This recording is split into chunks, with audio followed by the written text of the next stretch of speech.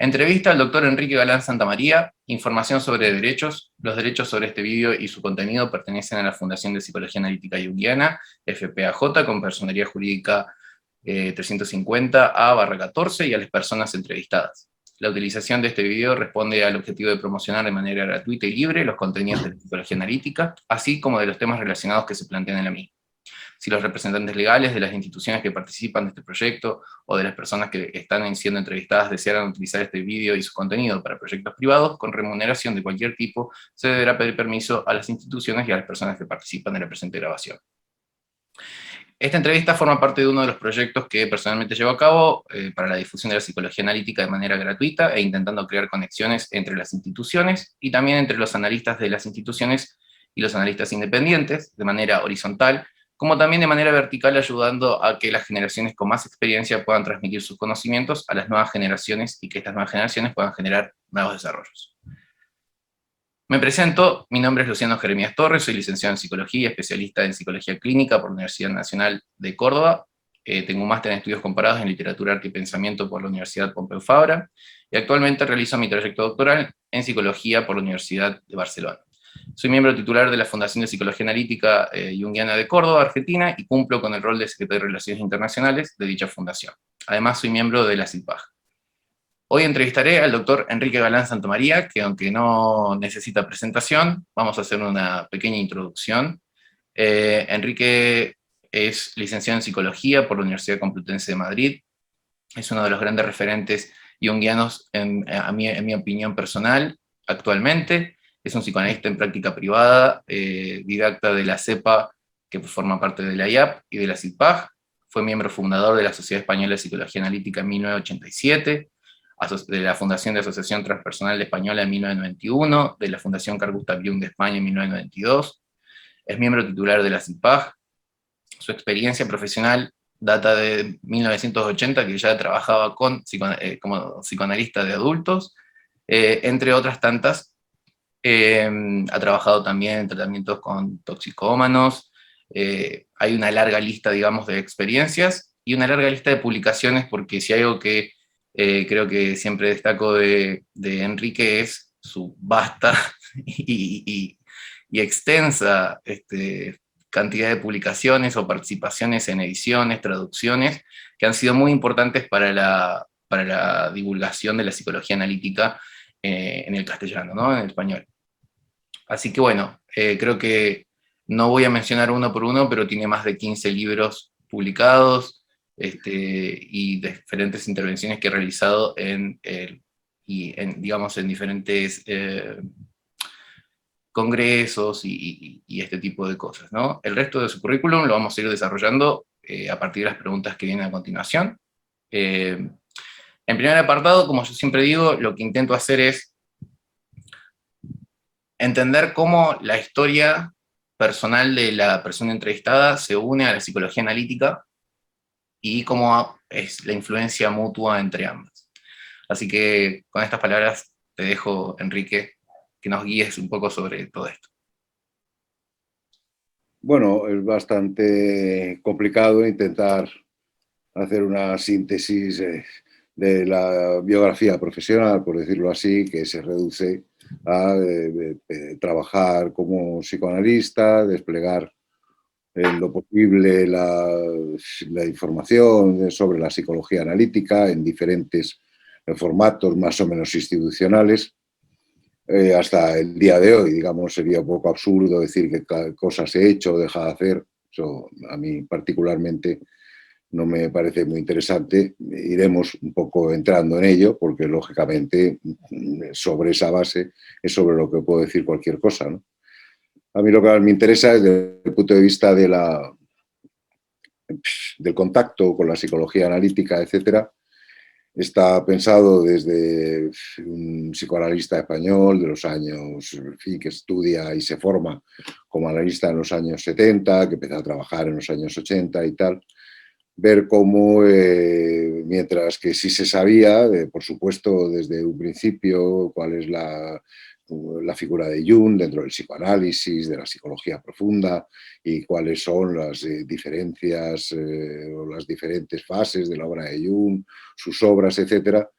Lo que sí teníamos en ese momento, en los años 80, pues eran unas cuantas obras publicadas, la mayor parte de ellas gracias a la edición, a la editorial Paidós de Buenos Aires, pero había unas ediciones de obras en editoriales españolas y lo que veíamos era que si no teníamos la obra completa, que se estaba construyendo en ese tiempo también en la Gesammelwerke, las obras en alemán y la Charakterworks en inglés, tampoco en el año 80, todavía quedaban algunos volúmenes en las dos ediciones canónicas, por decirlo así, de la obra de Jung, y que había que intentar, en lo posible, sacar adelante todo esto. Se consigue en los primeros contactos en el año 87 empezar a ver qué se puede hacer, tal, con unas cartas a Marie von Franz, que nos remitió a la agencia literaria de Zúrich, etcétera, y empezamos ahí a tocar un poco el tema, viendo que era muy complicado, y para eso primero se montó la Sociedad Española de Psicología Analítica para ir organizando un poco a los junguianos españoles, formar a los candidatos en psicología analítica y pensando que con ese movimiento, que ya nos pondría en contacto con la Asociación Internacional de Psicología Analítica, podríamos ir pensando en tener más influencia para la consecución de ese plan editorial, que era simplemente puro sentido común, pero era puro sentido común, pero no se conseguía nunca, ¿no? Lo habían intentado otras personas, no había forma de conseguir unos derechos para la publicación de la obra completa. Y esto se hacía prácticamente imposible. Pero bueno, se montó la Sociedad Española de Psicología Analítica con los analistas que en aquel momento pertenecían a la IAP, Rosemary Douglas, José López Aguilar, José Ferrer, y junto a otras personas que estábamos interesados en ello, que estábamos en análisis con estas personas y tal, como eran Maca González Bayo o Natalia Idelson, pediatra, psiquiatra, que había venido de Argentina, por mí mismo, que ejercí de secretario en aquella primera atacada. Así fuimos creando una especie de núcleo que se constituyó como se llamaba en su momento y se sigue llamando ahora, un grupo de estudios que, tutelados por la IAP, nos ayudaban a seguir un poco los lineamientos para la consecución, lo que se llama ahora router y tal, para la consecución de los analistas, ¿no? Esto lo conseguimos en el año 1992, conseguimos en el Congreso de París, creo que fue, conseguimos en el año 89 ya conseguimos esta organización, por decirlo así, de grupo de estudios. En el año 92 ya teníamos los requisitos que nos permitían ser sección de la IAP, Sociedad Española de la Psicología Analítica. Una vez aclarado eso, pues entonces intenté, junto con otras personas que no formaban parte de la Sociedad Española, ir adelante en la constitución de la Fundación Carl Gustav Jung, pensada específicamente para llevar adelante la edición de la obra completa de Jung.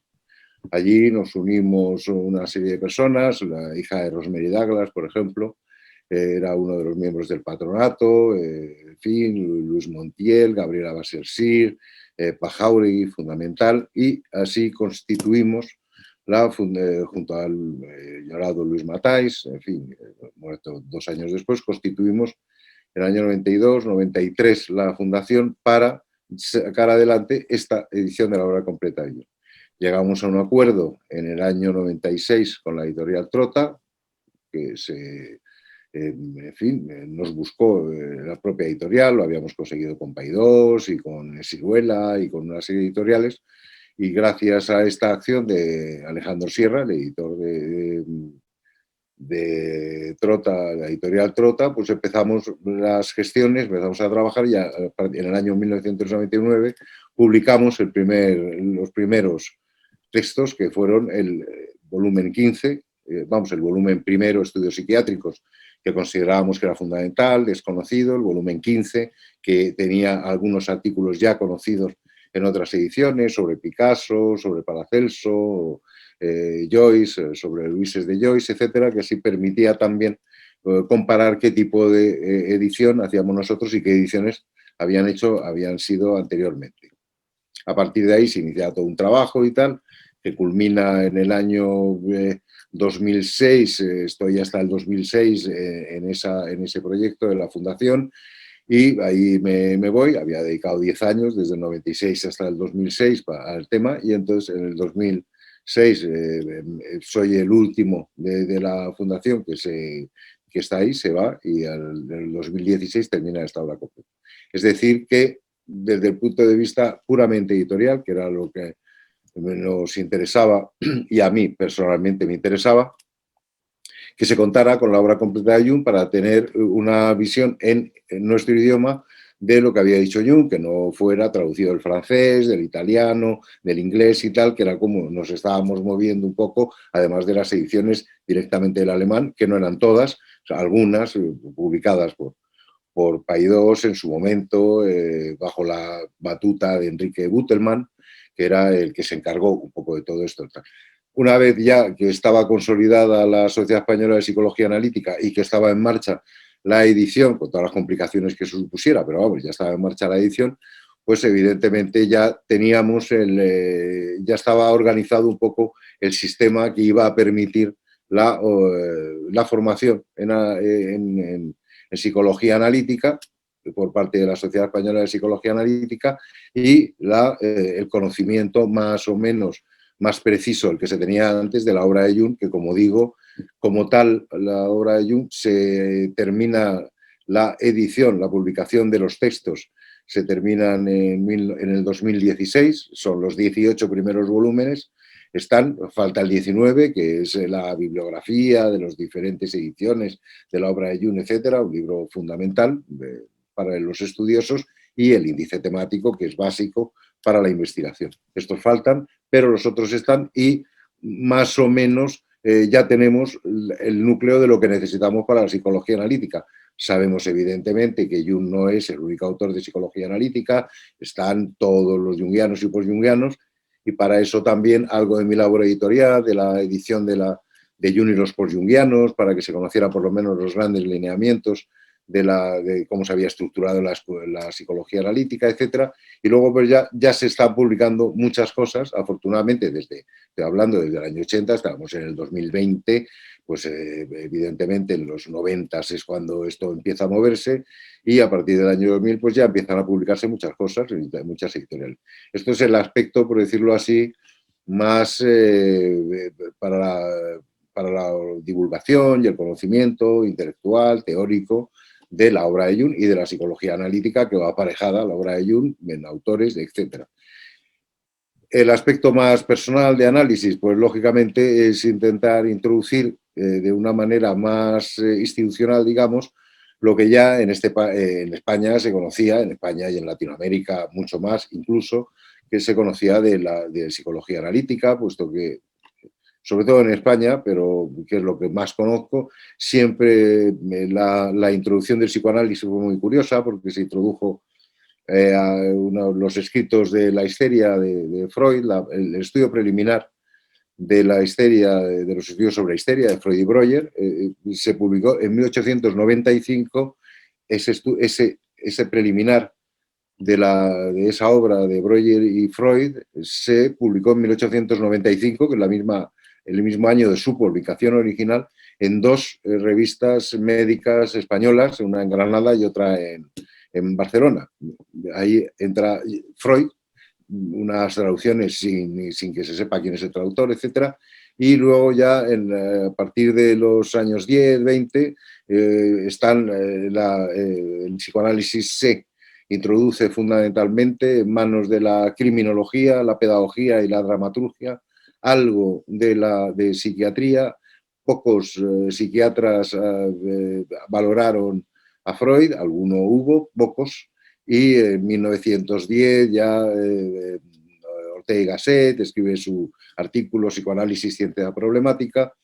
Ahí ya se está creando lo que se llama la psiquiatría, la edad de plata de la psiquiatría española, muy ligada a la a la República Española en el año 1931, La Fora, Sacristán, etcétera. Y ahí, en el año 1921, se plantea la publicación de las obras completas de Freud, que es la primera edición internacional de las obras completas de Freud, organizada cronológicamente, etcétera.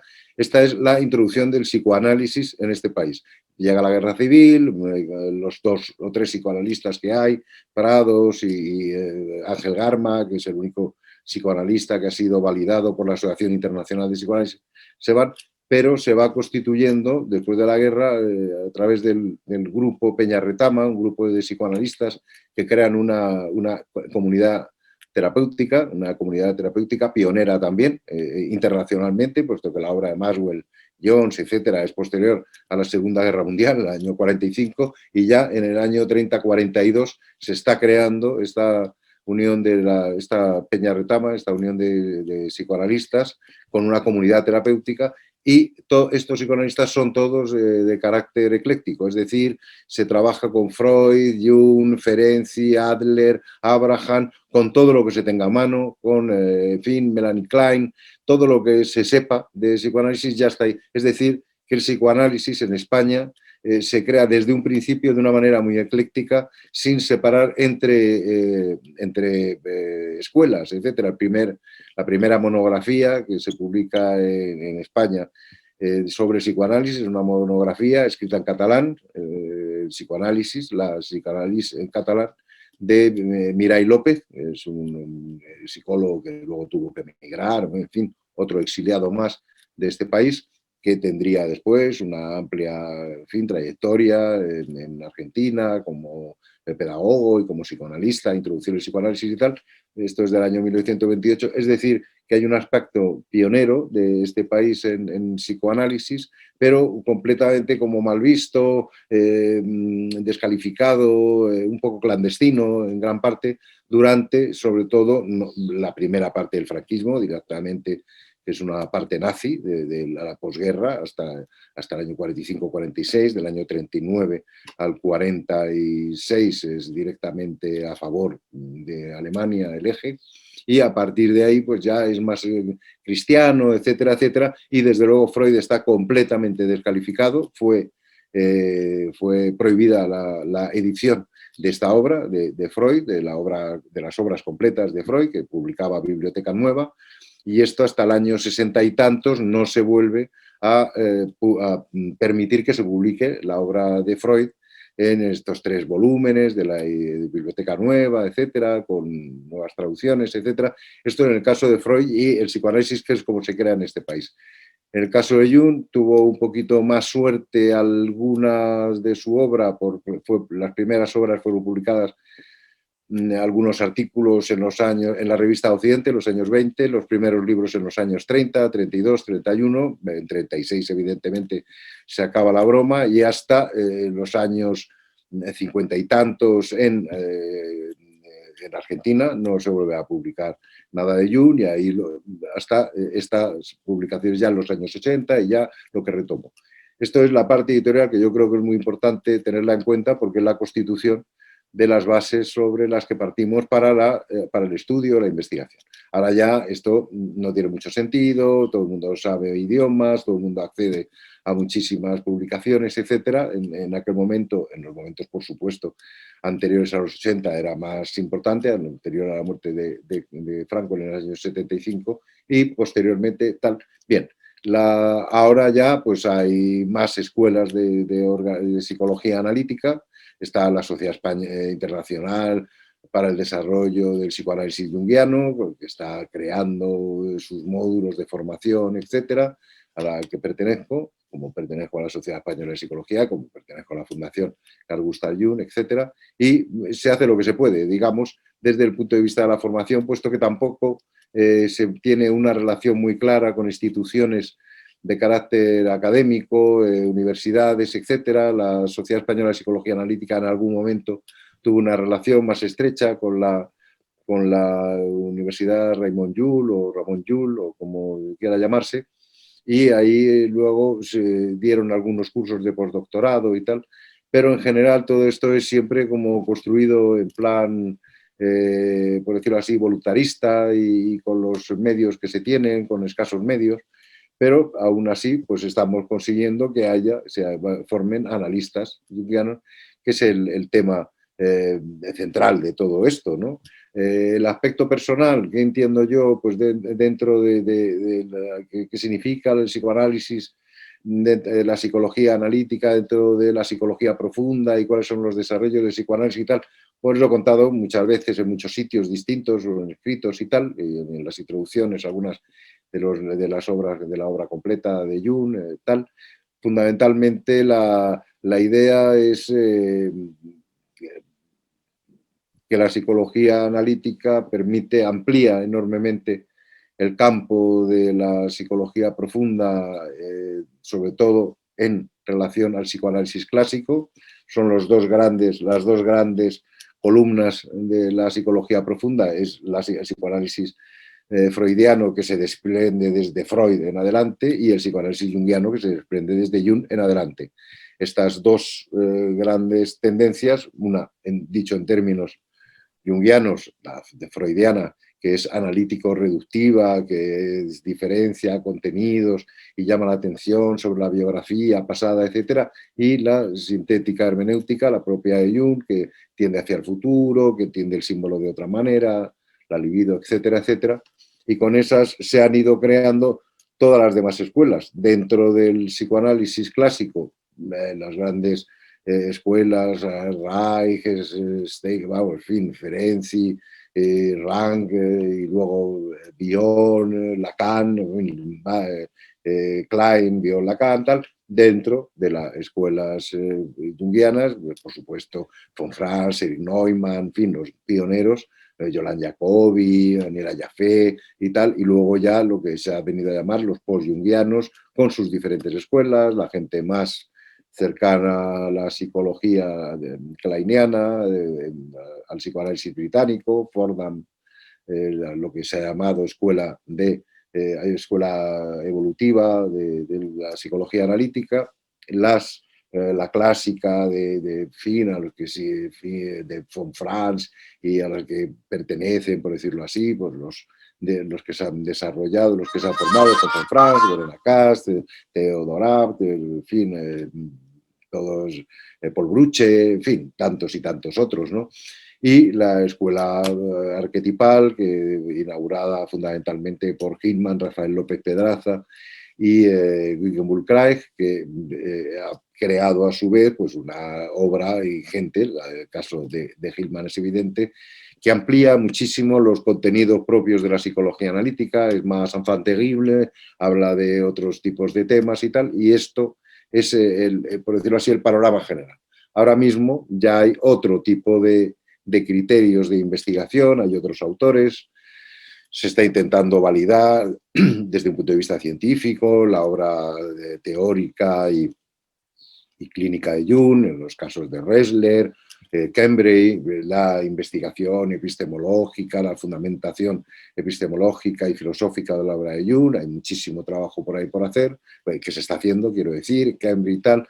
Toda la investigación del campo de la temática de la sincronicidad, la conexión con la física cuántica, Augenstein, Anman Bruscher, en fin, han aparecido una serie de nuevos autores que están investigando la psicología analítica, ampliándola desde nuevos puntos de vista, más validación epistemológica fundamental y la investigación a raíz precisamente de eso, de la temática de la sincronicidad y tal.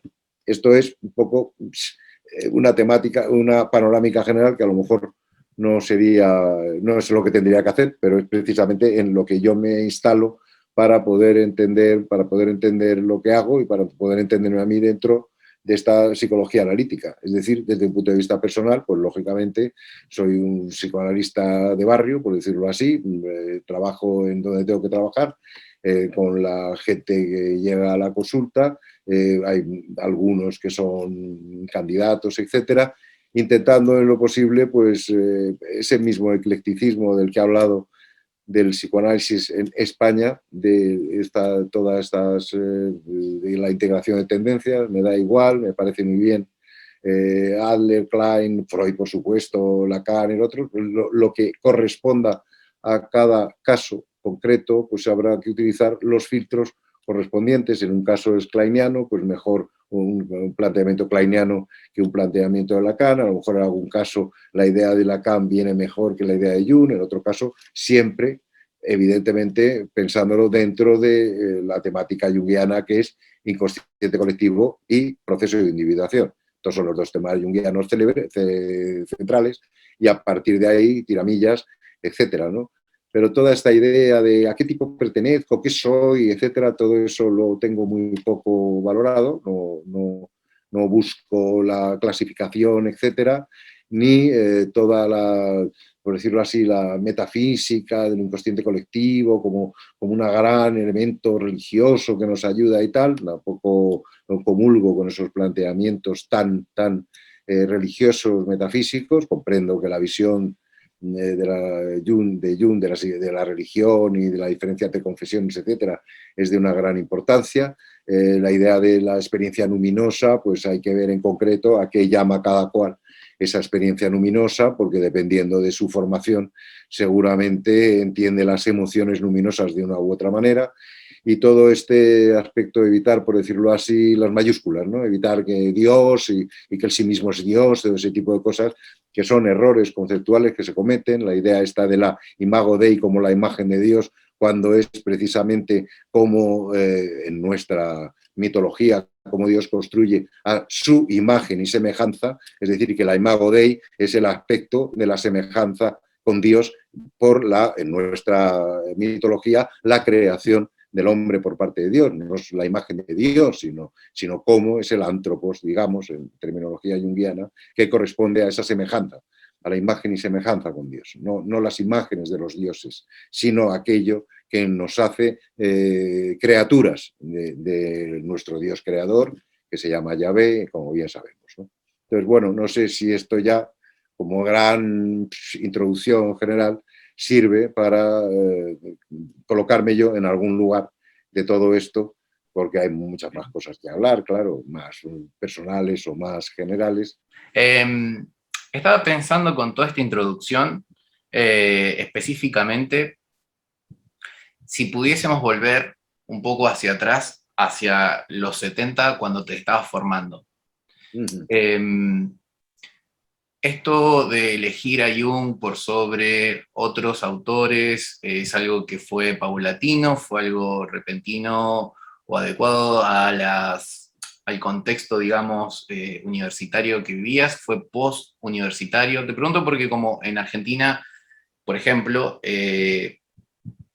Freud, Lacan, digamos, son básicos en las universidades, en la mayoría de las universidades, y Jung no, recién en los últimos años, con el ingreso, digamos, de la gente de la fundación y en otros lugares también, hemos podido entrar, digamos, en lo académico universitario.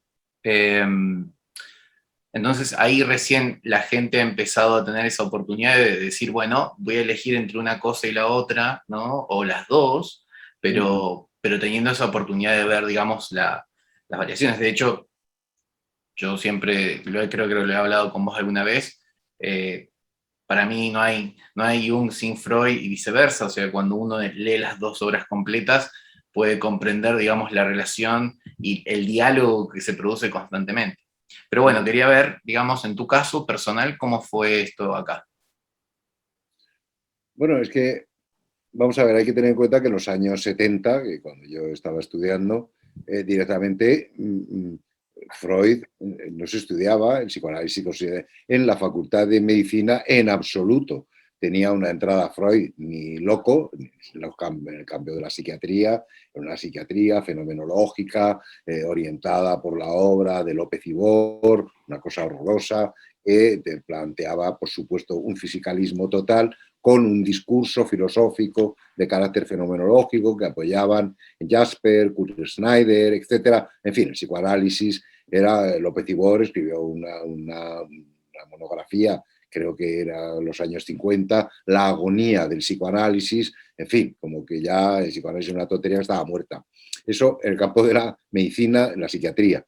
En el campo de psicología, donde aparentemente pues, el psicoanálisis tendría una cierta audiencia, en absoluto. El psicoanálisis como tal se estudiaba, se citaba algo de Freud en la historia de la psicología, poquito mal, pero algo, y de la parte más práctica dentro de una asignatura que se llamaba test proyectivos o algo semejante. Se utilizaba algo del psicoanálisis para hablar de todas otras cosas. Es cierto que la asignatura la daba un psicoanalista, pero no tenía mucho predicamento. El único catedrático que hablaba bien del psicoanálisis era Luis Cencillo, que era psicoanalista a su vez y que había escrito varios libros sobre el inconsciente, el psicoanálisis y tal. El otro catedrático, que era José Luis Pinillos, pues bueno, tenía una cierta deferencia hacia Freud, pero bueno, a él lo que le interesaba era la psicología experimental y la base era William James, en fin, la psicología de la memoria, del aprendizaje, etcétera. Tiene un libro interesante, Pinillos, sobre fundamentos de psicología, su manual, publicado por Alianza Editorial, que era el manual, y era un hombre encantador y nos llevábamos muy bien y tal, en fin. Y luego había por allí psicoanalistas que estaban trabajando, pues los que constituirían luego el grupo Quipú de psicoanálisis de grupo, Alejandro Ávila, que se quedaría en la facultad, otra Susana López Ornat, Caparrós, Antonio Caparrós, etcétera, y Antonio García Oz. Bueno, y los que en lo que a mí compete, María Luisa Morales Zaragoza, que era una psicoanalista, médico, que era una de las creadoras del psicoanálisis en Madrid, nacía en los años 30, y habían creado este grupo Psique, junto a María Luisa Herreros, que trabajó con Santiago Ramón y Cajal y con los continuadores de Ramón y Cajal, etcétera. Todos estos constituyeron dentro de en esos años de los años 40, 50, empezaron con el psicoanálisis y bueno, yo me analicé con esta mujer que trabajaba en la universidad también dando como algunas clases, entre ellas sobre psicoanálisis de grupo, y ahí en la facultad sí creamos un grupo de trabajo que hacíamos formación en análisis de grupo, toda la semana reuniones de 1 hora y media, tal, como un psicoanálisis de grupo, hacíamos psicoanálisis de formación y también montamos por decirlo así, un grupo de estudios donde estudiábamos las obras de Bayon, Archier, Caes, de las líneas fundamentales del psicoanálisis grupal y de psicoanálisis de grupo y grupal, en fin, la escuela inglesa, primordial, y la escuela francesa, la inglesa, más bien kleiniana, Bayon fundamentalmente, Fulques, etcétera, la escuela francesa, René Caes, y ahí ya pues, estudiábamos textos, etcétera. Era un psicoanálisis muy centrado en el psicoanálisis grupal, que era un psicoanálisis fundamentalmente de psicología, de psicoanálisis clásico, psicoanálisis grupal junguiano, pues ahora algo se empieza a hacer. El propio Jung no era muy adicto al tema, Franz lo pone un poquito a parir, etcétera, ¿no? Pero bueno, hay un psicoanálisis grupal, hay una psicología analítica grupal muy interesante, puesto que es precisamente el elemento arquetípico que hay detrás de los complejos que se mueven dentro de la psique grupal, con lo cual pues es interesante, pero tampoco hay ni mucha bibliografía ni mucha experiencia, ¿no?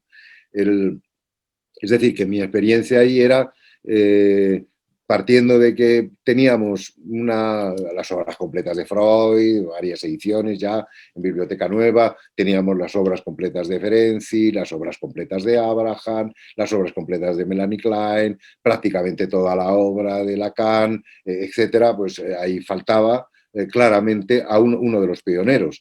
Se podría decir lo mismo de Adler, que también tenía como 4 o 5 obras y tampoco toda la obra completa en absoluto es conocida en nuestro idioma, ¿no? Pero como Adler es un poco menos de psicología de lo inconsciente, por decirlo así, que considera que lo inconsciente es un poco una ficción y casi un uso fraudulento por parte de los analistas para imponerse a los analizandos, en fin, esto es una temática de otro estilo, faltaba claramente integrar la obra de Jung, que se conocía pues, de aquella manera, ¿no? Es decir, psicología de alquimia, ¿no? Bueno, psicología de alquimia, tipos psicológicos, entre tipos psicológicos y psicología de alquimia había que meter todo lo demás, ¿no? Con lo cual no teníamos la más remota idea de cómo se había ido constituyendo la obra de Jung desde sus trabajos pioneros en psicología experimental con el test de asociación de palabras, que son trabajos pioneros no solo en psicología analítica, sino son trabajos pioneros en la propia psiquiatría experimental, puesto que prácticamente esto lo van haciendo entre Krepelinas Hafenburg y luego la gente de la clínica Burgosli con Breuer y Jung Ricklin, y son los que, Bisbanger, etcétera, son los que construyen. De eso no sabía nada, y entonces era pues Jung, la alquimia, la cosa esta metafísica, no entenderle, o bien tipos psicológicos, que tampoco es una obra como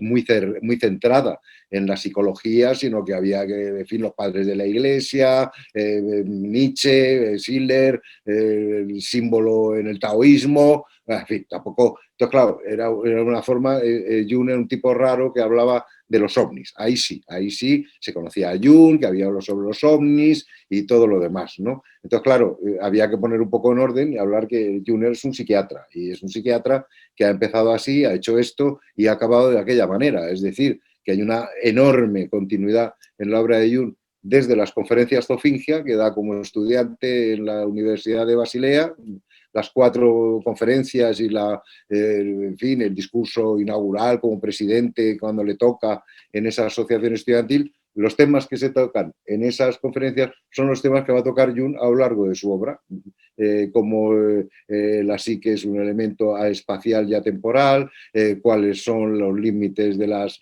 ciencias positivas, cómo hay que introducir una determinada filosofía, que en su caso es Schopenhauer, Kant, para poder entender un poco lo que sería el objeto de la psicología y en fin, la investigación metafísica, en qué líneas debe ir para fundamentarla más allá del materialismo mecanicista, etcétera, la importancia de la religión como experiencia y no como discurso racionalista.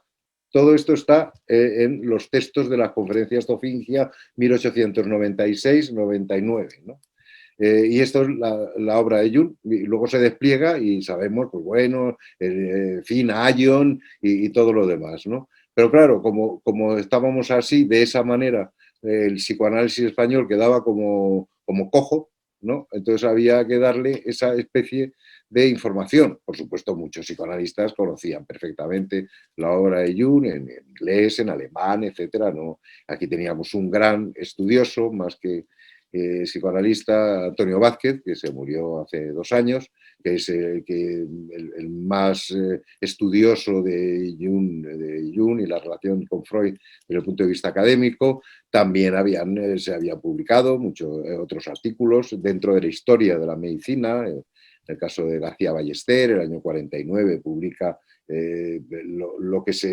la obra de Jung hasta ese momento, que todavía no ha muerto, ¿no? En la revista del Consejo Superior de Investigaciones Científicas, en la revista Arbor, y algunos otros autores más, por decirlo así, más filosóficos, como Ortiz Osés, que se ha muerto también el año pasado, que es un introductor del Círculo Eranos en nuestro idioma. Escribió varias cosas sobre el Círculo Eranos, con su correspondiente planteamiento y su estilo, que es muy especial, etcétera, pero vamos, es otro de los que han ido añadiendo cosas al tema junguiano, más desde el punto de vista filosófico, metafísico, la importancia del símbolo, etcétera. Y esto es lo que se ha ido. Entonces, claro, en los años 70 lo que había era casi una defensa a ultranza del psicoanálisis como tal frente al oscurantismo nacional católico. Ya a estas alturas del partido, pues claro, más bien sería el intento de tener un planteamiento más amplio frente al propio reduccionismo lacaniano, en el que se ha transformado, que ya prácticamente se está deshaciendo el lacanismo, pero sería un reduccionismo básico, etcétera, aunque tenga contenidos muy amplios y muy interesantes y tal. Pero bueno, ahí ya sería frente al nacionalcatolicismo, frente al estructuralismo antisujeto, por decirlo así, ¿no? Sería el planteamiento del psicoanálisis. O sea que, digamos, en realidad, o sea, fue posterior a tu formación y fue entre tu formación, digamos, como psicólogo y entre estos años donde empezaron ya a trabajar o sea, entre los 80 y los 90, digamos, se produce tu tu ingreso, digamos, a este mundo de alguna manera específica, ¿te acordás? ¿Cuál? Claro, sí, bueno, en los 70 yo me analizo, vamos, en fin, yo conocía a Freud desde los 15 años, que había, porque estaba publicado en Alianza y tal, y luego ya me había formado, había hecho mi análisis personal, mi análisis grupal, tal. Esto es en los 80, me pongo a trabajar, ¿no? Ahí ya he hecho, es a partir de ese momento cuando ya empiezo a pensar que hay que introducir a Jung, ¿no? O sea, en los años 80. Míos, vamos, en los años 80 míos, no, en los años 80 veo ahí ya los primeros pasos para que son el año 82, 83, es cuando me pongo en contacto con Fonfrance y entonces nos indica y tal, y podemos ya en el 87 hacer algo, en fin, la Sociedad Española de Psicología Analítica y luego todo lo que he contado anteriormente. Es decir, que yo entro en la profesión ya como sintiéndome suficientemente formado en el campo clásico, ¿no? Freud, Klein, fundamentalmente, con Ferenczi, etcétera, de los clásicos, Reich, evidentemente, Bion o Bion, y tal, ya me siento suficientemente, un poquito de Lacan, ya me siento que eso lo domino, digamos, ¿no? Entonces ahí lo que quiero es dar el salto a la psicología analítica, que en ese momento me parece muy complicado, porque claro, si la psicología es conocer a los gnósticos en unas ediciones que no existen de los gnósticos y todo en alemán y tal, pues todo esto es muy complicado. Entonces había que ver cómo, qué pasaba con Jung, ¿no? Y qué era esto de la alquimia, qué era psicología alquimia, que claro, no teníamos tampoco ni idea de alquimia. Entonces había que empezar a hacer en fin, intentar ver cuáles eran los temas de Jung, que era fundamentalmente las relaciones entre el yo y lo inconsciente. Porque incluso psicología de la transferencia iba a tropecientos mil kilómetros por delante de los textos dedicados a la transferencia por parte de Freud. Claro, el amor de transferencia, eso era muy fácil, muy claro, que no sé qué. Psicología de la transferencia no entendía nada de qué narices era esta transferencia de la que hablaba yo en psicología de la transferencia, ¿no? Que empieza, pues fíjate. Con lo cual, claro, todo esto era como, primero ordenemos a ver qué es lo que está pasando, porque claro, toda esta ampliación hay que ponerla dentro de su despliegue orgánico, ¿no? Luego ya sabemos más cosas, que Jung tenía su propia teoría antes de conocer a Freud, que no sé qué, bueno, bien, ya sabemos luego más cosas. Pero para la formación psicoanalítica había que comprender a Jung no como una especie de marciano que habla de cosas raras, sino como alguien que está hablando de los contenidos de lo inconsciente, eso sí, lo inconsciente colectivo, que no es lo mismo que lo inconsciente personal, etcétera, etcétera, ¿no? Entonces ahí había que hacer mucho más trabajo. Por supuesto, estudios literarios, sí, conocía a Jung, curiosamente es un sacerdote como el padre Antonio Vázquez, el que trabaja a Jung con conocimientos de Piaget, Lacan, etcétera, además de Freud, etcétera, etcétera, Wijendijk, en fin, el padre Antonio Vázquez era un estudioso, un erudito que conocía el percal, y todos estos estudiosos de la literatura, Ricardo Gullón, etcétera, ellos sí utilizaban a Jung, la noción de arquetipo, la investigación mitológica, esto sí, ¿no? Pero también en formas 70, en tiempos 70-80, nada de 40, eso se quedó en Revista Occidente en el año 22 y tal, ¿no? 28 máximo, hablando de Joyce, hablando del hombre arcaico, Paracelso, en fin, Picasso. Esto era la idea de Jung, nada de la investigación pormenorizada de la psicoterapia de Jung. Esto no, quedaba como que no tenía nada que ver con la clínica, digamos, ¿no? ¿Y Entonces había que llamar la atención sobre la clínica junguiana. ¿Cuándo empezás a sentirte, digamos, como lo suficientemente cómodo para escribir ya tus propios textos? ¿Cuál fue el primero? ¿En qué año? ¿Y sobre qué temáticas empezaste escribiendo?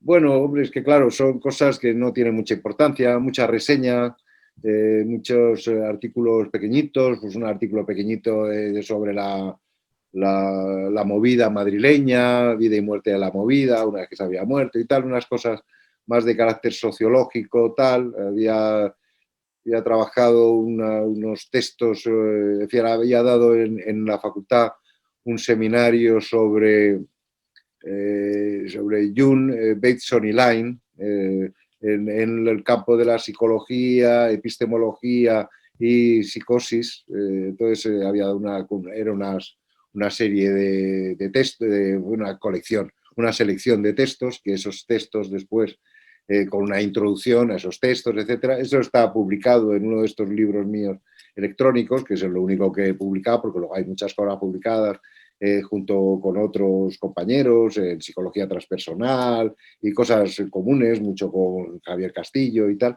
Todo esto que está son como colaboraciones, ¿no?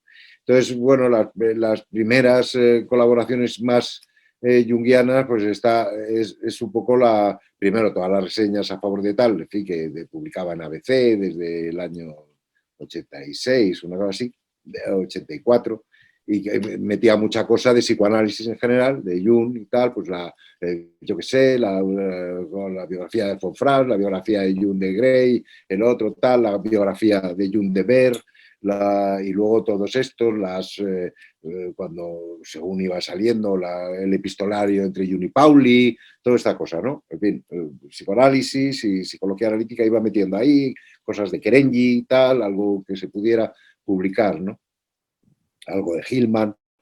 Y luego ya más en las introducciones de aquellos volúmenes, en la obra completa donde me metí más mano, donde hago labores de edición, y ahí metí ya las introducciones, que era lo mismo, era la idea que como tenemos tan poca información, vamos a ver si en las introducciones damos la máxima información posible para que el lector se haga cargo de que esto, cuál es su historia o su historicidad, cuándo ha aparecido esta temática, etcétera. Todo ese tema era la razón de las introducciones, ¿no? Lo mismo en Mysterium Conjunctionis, pues enterarse qué pasa con la alquimia, claro que había estudios sobre alquimia en este país, el hombre, por ejemplo, Martí Font, que estuvo en el inicio de la obra completa, estaba asesorando algo, en fin, toda esta cosa, sobre todo en la alquimia, porque era el que sabía de alquimia, había escrito un libro de la alquimia en España, o sea, que era, el tema aquí era, en un principio, era contar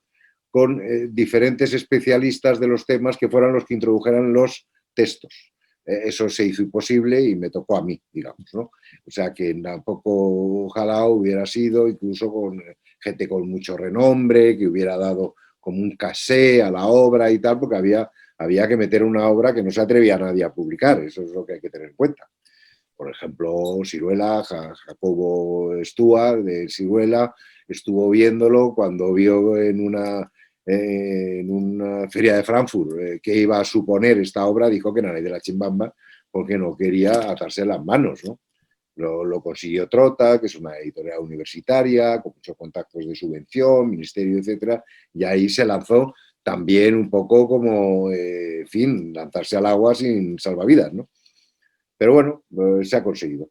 Pero en fin, la Constitución, o sea, yo creo que hoy podemos hablar de una psicología analítica en España, no en español, porque en español Venezuela, Argentina, Ecuador, no, Chile, etcétera, Uruguay, ahí había ya mucho más desarrollado, México.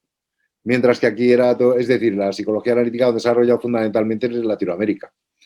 Brasil, por supuesto, pero en nuestro idioma, sobre todo ha sido Argentina en cuanto a la edición, México en cuanto a la difusión, Venezuela en la parte superclínica, tanto la psicología arquetipal como la clásica, por Fernando Rísquez y tal, un psiquiatra importante, etcétera, pero siempre ha sido una cosa muy minoritaria, ¿no?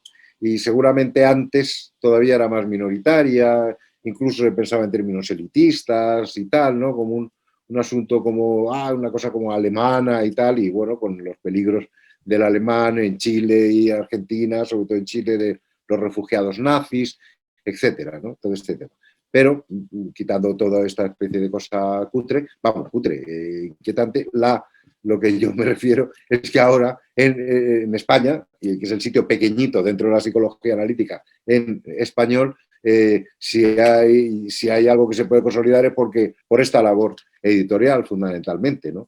Más luego lo que ha ido desarrollándose, tal, presentaciones de libros, no sé qué, no sé cuántos congresillos, pero vamos, sobre todo creo que hemos tenido éxito, ¿no? Desde mi punto de vista personal estoy muy satisfecho porque ya lo gordo está hecho. Luego todo lo demás pues se va haciendo, ¿no? Están saliendo los seminarios de Jung, en Trota, esto, en fin, el Yoga Kundalini, Psicología Analítica, Zaratustra y los que irán apareciendo, etcétera, y ya lógicamente, pues por supuesto, el libro rojo y tal, todo eso de la Fundación Vocación Humana y todo esto con la complicación que se implica, pero bueno, yo creo que ya estamos un poco en un nivel no semejante al que tienen en portugués, por ejemplo, que tienen todas los epistolarios y etcétera. En Brasil es donde esto se desarrolló muchísimo, muy rápido, y no estamos a ese nivel, pero vamos estando. No estamos al nivel italiano desde el punto de vista de grandes revistas maravillosas escritas por analistas italianos, Anima, etcétera. Todas esas revistas no estamos a ese nivel, pero bueno, ocupamos una especie de... no estamos tan subdesarrollados como antes en el terreno, por lo menos, editorial. Que todavía hay mucho que hacer en el terreno de los términos técnicos, todavía se sigue diciendo sincronía en vez de sincronicidad, sincronismos en vez de sincronicidad, y todo ese tipo de cosas, todavía se sigue hablando en los términos estos de self como si fuera una terminología junguiana, o ego, todas estas cosas, todavía se sigue utilizando los términos técnicos ingleses, digamos, estos términos técnicos más bien de carácter ego, superego, id, etcétera, que fueron los ingleses los que lo introdujeron por su problemática lingüística, todavía se siguen utilizando como si fueran los términos técnicos y tal, ¿no? Self en mayúscula, porque los norteamericanos, los ingleses lo tienen que poner en mayúscula para diferenciarlo de self en minúscula, que es uno mismo, en fin, es la identidad consciente, no el arquetipo de la totalidad, etcétera, ¿no? Pero bueno, o sea, todavía hay mucho que hacer desde el punto de vista terminológico. Todavía hay que hablar de tipo sensorial y no tipo sensación, o tipo intelectual y no tipo pensar, y cosas así, ¿no? Y sensación en vez de tipo sensorial y no tipo sensitivo, ¿no? Lo inconsciente frente al inconsciente. Todavía hay mucho trabajo que hacer de carácter intelectual, me refiero. Carácter clínico, pues es el trabajo cotidiano y tal, y yo creo que todavía hay mucho que trabajar en imaginación activa, no hay tanto trabajado en ello y tal, ¿no? Pero bueno, un canto en los dientes.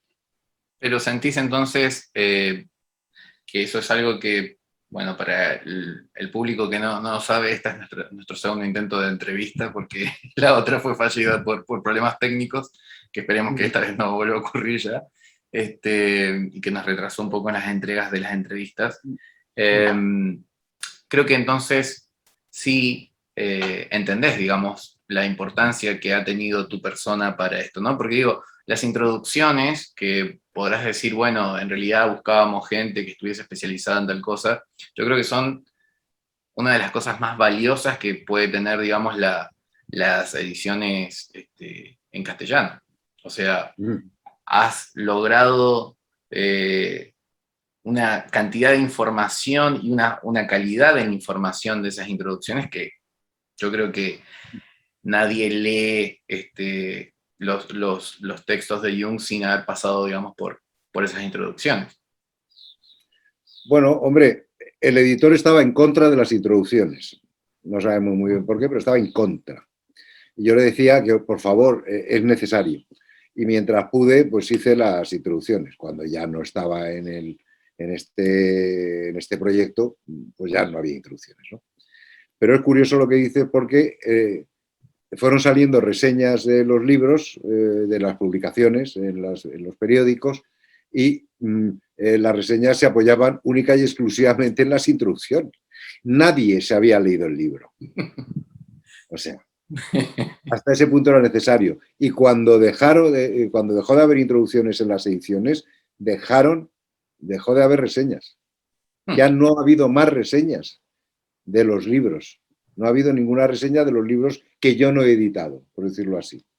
Yo qué sé, La vida simbólica. Pues, hombre, metí mano en el primero con el traductor, porque mi trabajo consistía en estar con el traductor homologando el discurso. Entonces, pero bueno, no me voy a meter en eso.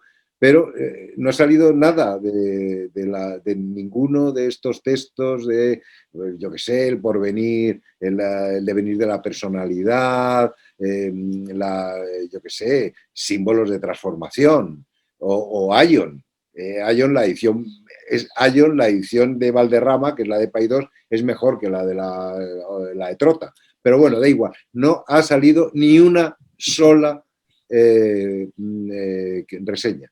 Y tampoco han salido de los seminarios, que podrían haber salido, hombre, seminario de Zaratustra, de Nietzsche, con la cantidad de nietzscheanos que hay en este país, que prácticamente todos estos filósofos, Trías, Sabater, todos eran nietzscheanos, ni una sola palabra. Ni una sola palabra, que además se podrían haber extendido en el tema, porque claro, esto lo cuenta Carl Lewis. Carl Lewis es un filósofo que, en fin, un heideggeriano, digamos, no nazi, que habla, en uno de sus textos, habla como curiosamente en la misma época están el seminario sobre Nietzsche de Heidegger, el seminario de Jung sobre Zaratustra y otro más, no sé quién más, que habla sobre Nietzsche y tal en esa época, ¿no? Que considera, o sea, está dentro de la historia de la filosofía, digamos, actual, etcétera, podrían haber estado al tanto estos heideggerianos, que hay todavía más que nietzscheanos entre los filósofos, podrían haber estado al tanto de lo que signifique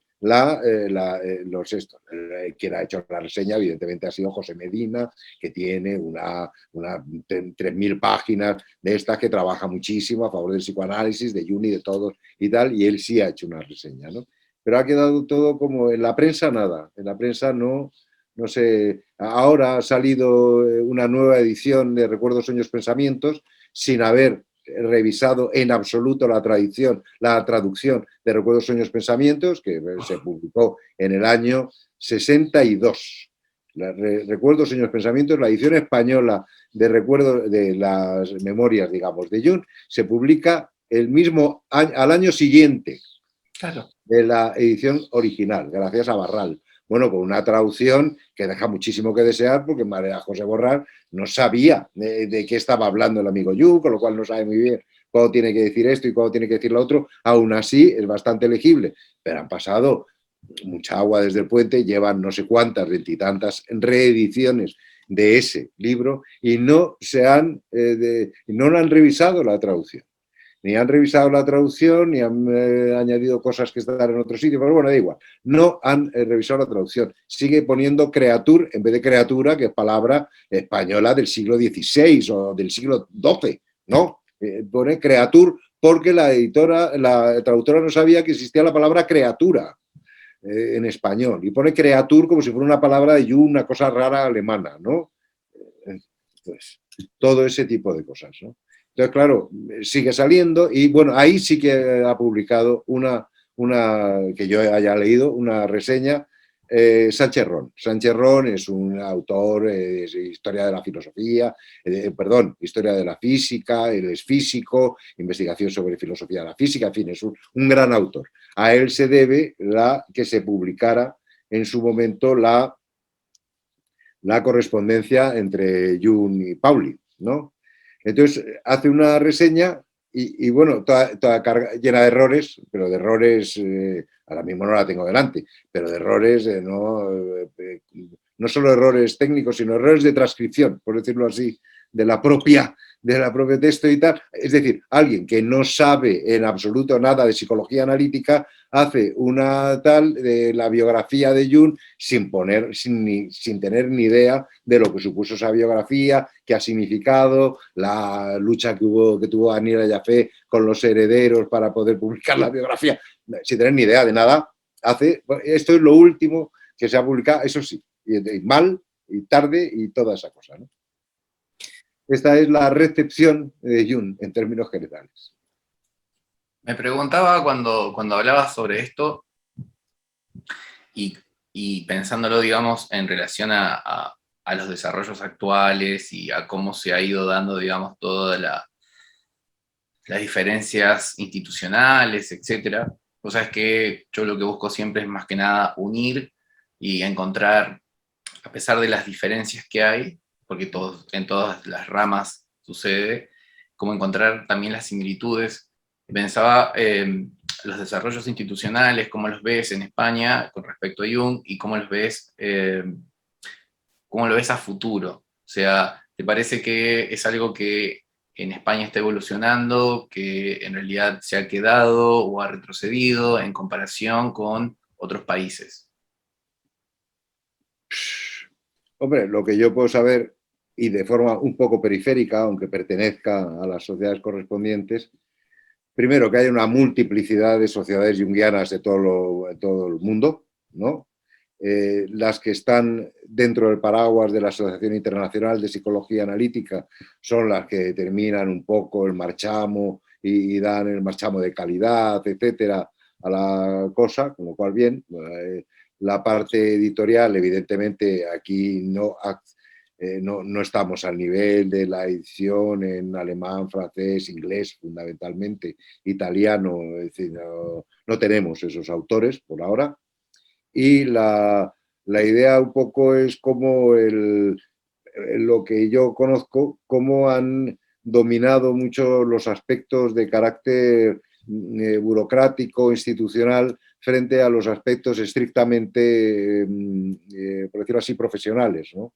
Es decir, es el problema de todos los grupos pequeños, la endogamia, toda esta temática que ha impedido que hubiera un tipo de expansión que no implicara cismas y separaciones y tal, que ha sido imposible que no se produjeran, ¿no?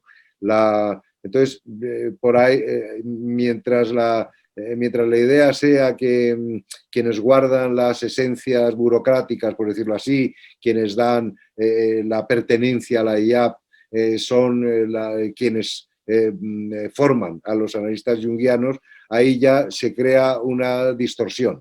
Hay montones de junguianos que no pertenecen a nada, porque no tienen por qué pertenecer a nada, pero saben y se forman tanto de forma autodidacta como de manera, a lo mejor han estado durante un tiempo en el Instituto Jung de Zúrich, pero no han acabado toda la formación, casos de algunos portugueses y tal, etcétera. Es decir, que han dominado más los aspectos de pertenencia que los aspectos de investigación o de desarrollo, ¿no? En parte también por la propia debilidad del mundo editorial, etcétera. No hay editoriales, bueno, hay ahora editoriales, quitando Fata Morgana, que es la editorial junguiana en español por antonomasia, que publica autores junguianos, es estrictamente junguiana en México desde hace muchísimo tiempo, gracias a la doctora María Abad.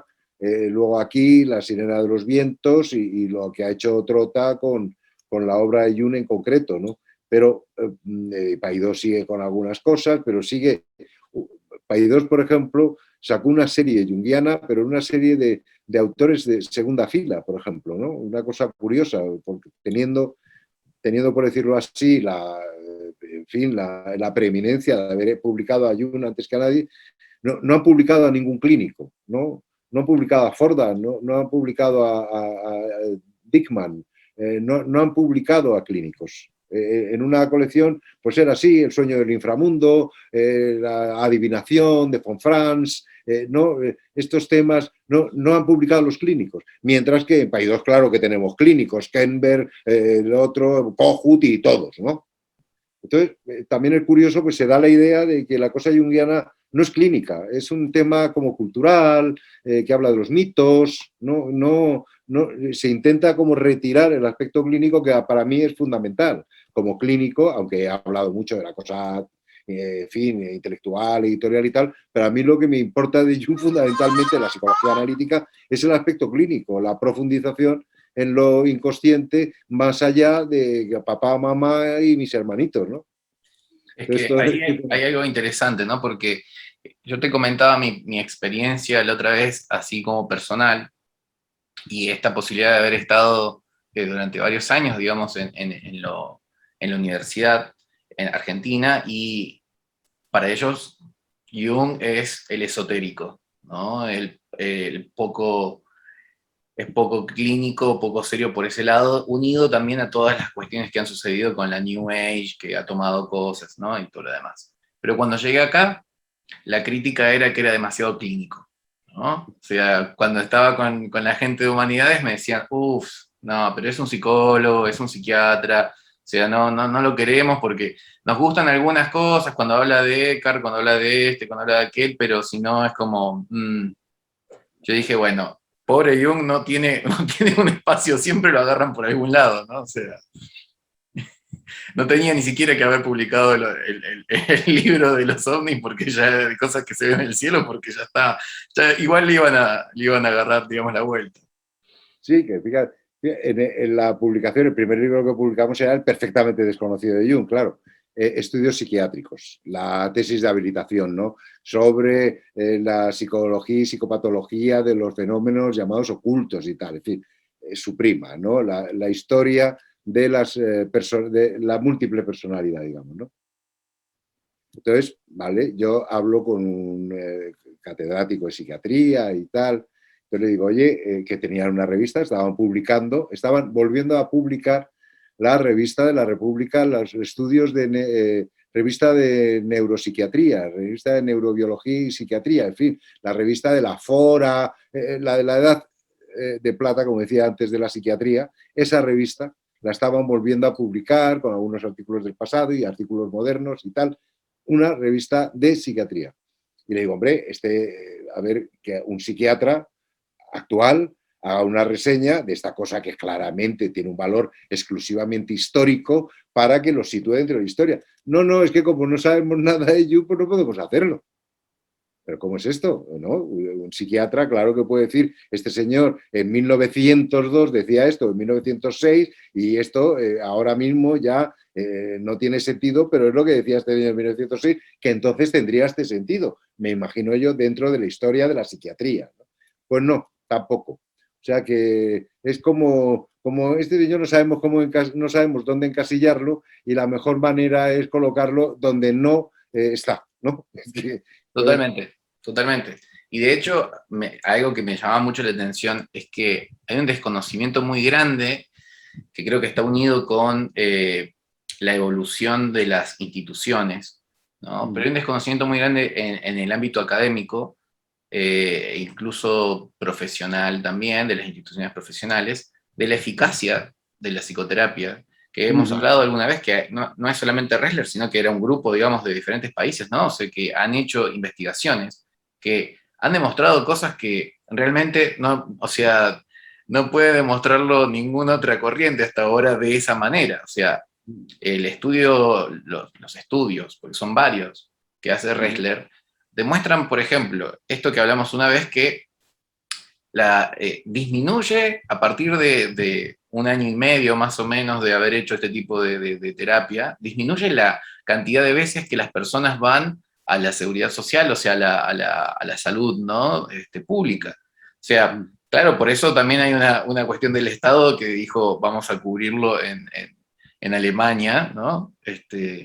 Y que yo digo, a ver, acá están las pruebas, ¿no? O sea, esto funciona, esto tiene una aplicación, pero eso no quita que a su vez tenga una profundidad, porque, está bien, podemos hablar un montón de cosas y tampoco es una cuestión, digamos, de ponerlo a Jung en un pedestal y que no sepamos, digamos, toda la parte, digamos, que a lo mejor puede tener en contra para poder criticarlo, pero me parece que es eso, que hay una cuestión de ignorancia de ignorancia y de cerrarse a lo que para mí es el camino para poder llegar más lejos, que es la academia. Yo entiendo que Jung tenía sus cuestiones con eso, y entiendo que mucha gente aún hoy repitiendo eso, en realidad una de las cosas que dice Jung sobre eso, no se acerca mucho. Pero yo creo que, a ver, psicólogos, estudiantes de psicología, ¿no? Es el lugar específico donde deberían empezar a conocer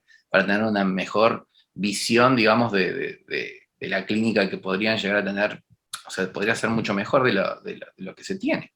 Creo yo, en mi opinión, creo que hay eso, hay una falta de conexión que en otros países es normal, natural, digamos, que exista, por ejemplo, entre, no sé, el psicoanálisis lacaniano y la universidad, ¿no? Entonces hay mucha investigación, eso genera un movimiento muy grande de alumnos, pero bueno. Ya, pero no. Conviene traer a colación que hace 3 años, 4 años, se planteó por parte del Ministerio de Cultura por decirlo así, un listado de pseudociencias que debían ser atacadas y evitadas que funcionaran. Entre estas pseudociencias estaba el psicoanálisis, toda la psicoterapia, la Gestalt, etcétera, bioenergética, por supuesto, el Reiki, no sé qué, la homeopatía, en fin, estas pseudociencias que estaban, por decirlo así, repertoriadas por se apoyaban en varias organizaciones, una de ellas era una organización escéptica o algo así, donde había un tipo absolutamente desconocedor de todo, que llevaba la voz cantante, que hacía muchos programas de estos de Facebook y tal, hablando de todos, el psicoanálisis, la tontería que era el psicoanálisis, esto, lo otro, sin tener ni idea de lo que estaba hablando, y esto era uno de los que estaban detrás de ese ministerio, que ya estaba este astronauta, Pedro Duque, ahora ya no está, y que eran las pseudociencias, intentar descalificar a las pseudociencias, llamando pseudociencias a todo este tipo de actividades como la medicina naturista, etcétera, ¿no? Entendiendo evidentemente por ciencia la metodología científica que corresponde a la investigación en física, ¿no? Entonces, claro, a partir de ahí es absolutamente imposible, gente que no sabe que existen ciencias naturales y ciencias del espíritu o ciencias humanas, que la metodología de unas y otras es distinta, que hay metodologías cualitativas y cuantitativas, es decir, toda la enorme investigación epistemológicas y de filosofía de las ciencias, esto llevado por unos subnormales que considera que sigue existiendo, ¿no? Pues en el Colorines del País, en el semanario este del País de esto, hay un tal Mulet, que es como un bioquímico que se dedica a divulgar cómo es todo estúpido, todo lo que no sea lo que diga la academia en bioquímica, supongo, porque es lo que él es, pero habla de psicología, de todo, ¿no? Entonces, claro, todo este tipo de discurso donde lo fundamental es tomar pastillas, que esto es lo científico, y todo lo demás son pseudociencias, forma de sacar dinero a la gente y, en el mejor de los casos, sugestión, autosugestión, en fin, una secta, ¿no? Entonces, ya, claro, con esos planteamientos, vete tú a llamar la atención sobre, en fin, toda la discusión epistemológica que hay a lo largo de la obra de Jung. Por ejemplo, no saben absolutamente nada de lo que este señor habla de teoría del conocimiento, que significa la noción de inconsciente colectivo para la constitución de las artes y las ciencias. No, eso no. Aquí el laboratorio, psicología cognitivo-conductual, acuérdate del libro, el libro negro del psicoanálisis, el libro negro del comunismo, el libro negro del psicoanálisis, el libro negro de todo lo que haya supuesto una idea de que este sistema no nos interesa. Bueno, todo eso hay libros negros de ello. Claro que también el libro negro del colonialismo, el libro negro del imperialismo. Hay una historia del anticomunismo completamente descatalogada, que vale 375 euros el libro, publicado en una pequeña editorial fin de Euskadi, etcétera, ¿no? Pero bueno, de un italiano. Pero bueno, a lo que voy es a cómo el libro negro del psicoanálisis era un ataque sistemático al psicoanálisis, escrito por los que habían sufrido el psicoanálisis, ¿no? Además, juntando la idea de la víctima. Yo he sido víctima del psicoanálisis y me he dado cuenta que donde esté la psicología cognitivo-conductual, que se quite todo y no digamos, mientras me tome un ansiolítico, horas de diván con lo caro que cuesta. Y es cierto, porque con una sesión de análisis pagas, yo qué sé, 40 cajas de Lexatin, 30 de haloperidol, yo qué sé, ¿no? Sí. Claro, este es el tema central, que es otra reflexión, por decirlo así. ¿Por qué existe la psicoterapia? ¿Qué es la psicoterapia? En fin, ¿qué es la psicología positiva? El optimismo, el éxito, todo eso. Es discusión, que hay un libro muy interesante que se llama Happycracia, de Eva Illuz, esta socióloga, y un Cabanes, un psicólogo, en fin, filósofo español, maravilloso, y es esto. Esta es la idea. Con lo cual, todo aquello que sea no comulgar con ruedas de molino debe ser descalificado de todos los puntos de vista. Primero, que no se conozca. Segundo, de conocerse, descalificarlo, que solo se conozca mediante la crítica. Entonces, claro, así, este es la... Distintos son los artículos que han salido, por ejemplo, en los últimos años, que no han tenido tanta publicidad acerca de... a mí siempre esto me causa mucha gracia y los voy guardando como si fuesen unas reliquias, porque realmente digamos, son diarios o son lugares, digamos, donde surgen, que digo, bueno, acá alguien por lo menos se anima a hacer este tipo de cosas, ¿no? Por ejemplo, hay estudios que últimamente han detectado que el software que se ha utilizado en los últimos 20 años para ver los colores que se van encendiendo en el cerebro cuando uno toca música, o cuando escucha, o cuando esto, cuando aquello, tiene un defecto por el cual, digamos, los colores son indistintos, o sea que todos los papers que han realizado sobre eso en los últimos 20 años tienen que ser revisados porque están mal.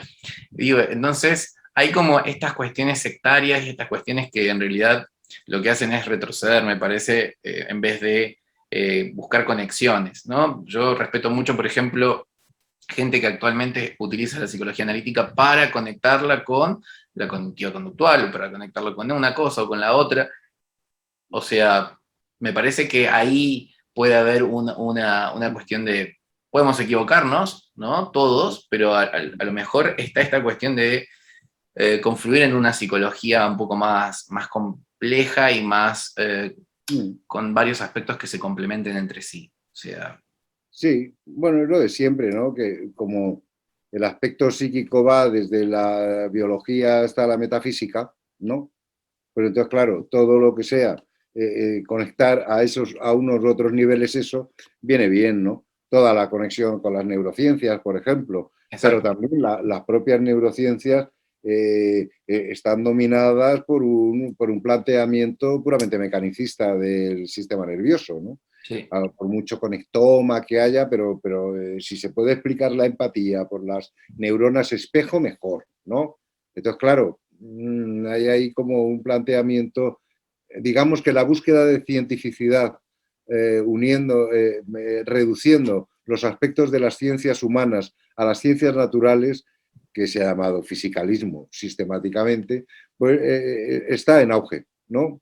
La idea de medida frente a cualidad, claro, las discusiones que se tienen, Chalmers y tal, todos estos materialistas, la mera problemática mente-cerebro, el problema mente-cerebro, una problemática absolutamente falsa, como tal problemática. Y sin embargo no deja de producir todo tipo de reflexiones filosóficas de mayor o menor enjundia, ¿no? O sea, se sigue considerando que los contenidos psíquicos son una secreción cerebral. Desde ese momento no hay nada que hacer. Pero es que se sigue considerando que la psique es la mente, es decir, el pensar consciente, por decirlo así, ¿no? Entonces, el pensar consciente es la psique, entonces hay que entender cómo es posible que el cerebro cree contenidos culturales como los que crea toda mente, ¿no? Entonces hay que pensar que la mente es una cosa cósmica, cuando la mente es la sociedad en el individuo, porque es el lenguaje que permite que construyamos concepciones desde que son correspondientes a una comunidad cultural dada. Eso es la mente, el aspecto psíquico que se llama sociedad. Luego hay una parte psíquica que no es la sociedad. Yo sueño y la imagen que aparece no tiene por qué ver con la sociedad, pero la mente sí. Y siguen y siguen y siguen y siguen intentando, una vez más, un fisicalismo determinista apoyándose en una biología que a su vez también es muy mecanicista, a veces no, solo la mecanicista está en la academia, la no mecanicista no está en la academia. Entonces, claro, este rollo de las pseudociencias, cuando está en solfa la propia noción de ciencia desde el punto de vista de su despliegue histórico, en sus diferencias, ¿no? Porque no hay una ciencia, claro, hay múltiples ciencias y lo que se conoce como ciencia en Kant o en Goethe no es lo mismo que la ciencia de la que está pensando Popper y todo ese tipo de cosas, ¿no? Pero toda esta idea de que lo científico es lo cierto y que lo que no es científico no es cierto, es un asunto de opinión, este es la farsa en la que estamos metidos, como considerar que vivimos en un mundo materialista, por ejemplo, que es un error de concepto desde todos los puntos de vista. No hay más que ver cómo tratamos a la materia, ¿no? O sea, vivimos en una ficción y en esa ficción de lo que se trata es lo que diga el jefe.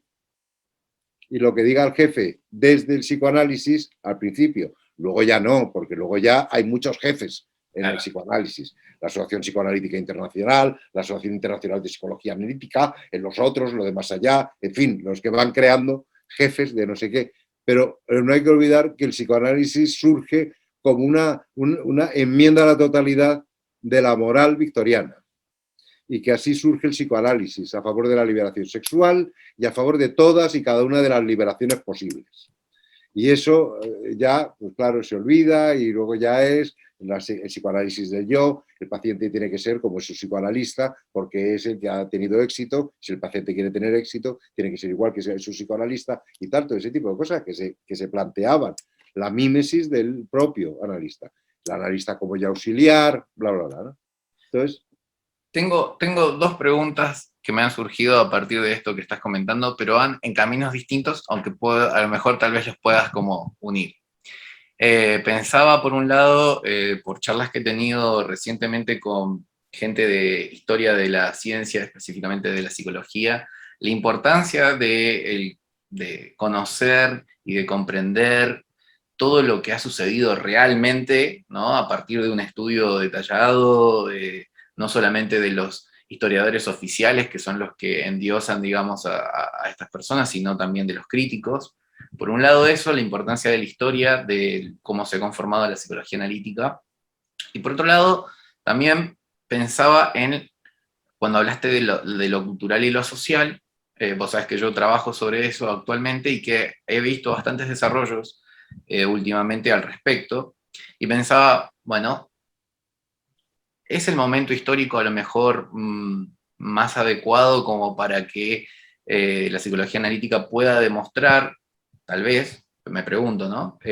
Su potencial en comparación con otras teorías, o por el mismo psicoanálisis, que son más bien como el intento de llevarlas y de hacerlas hablar de, ¿no?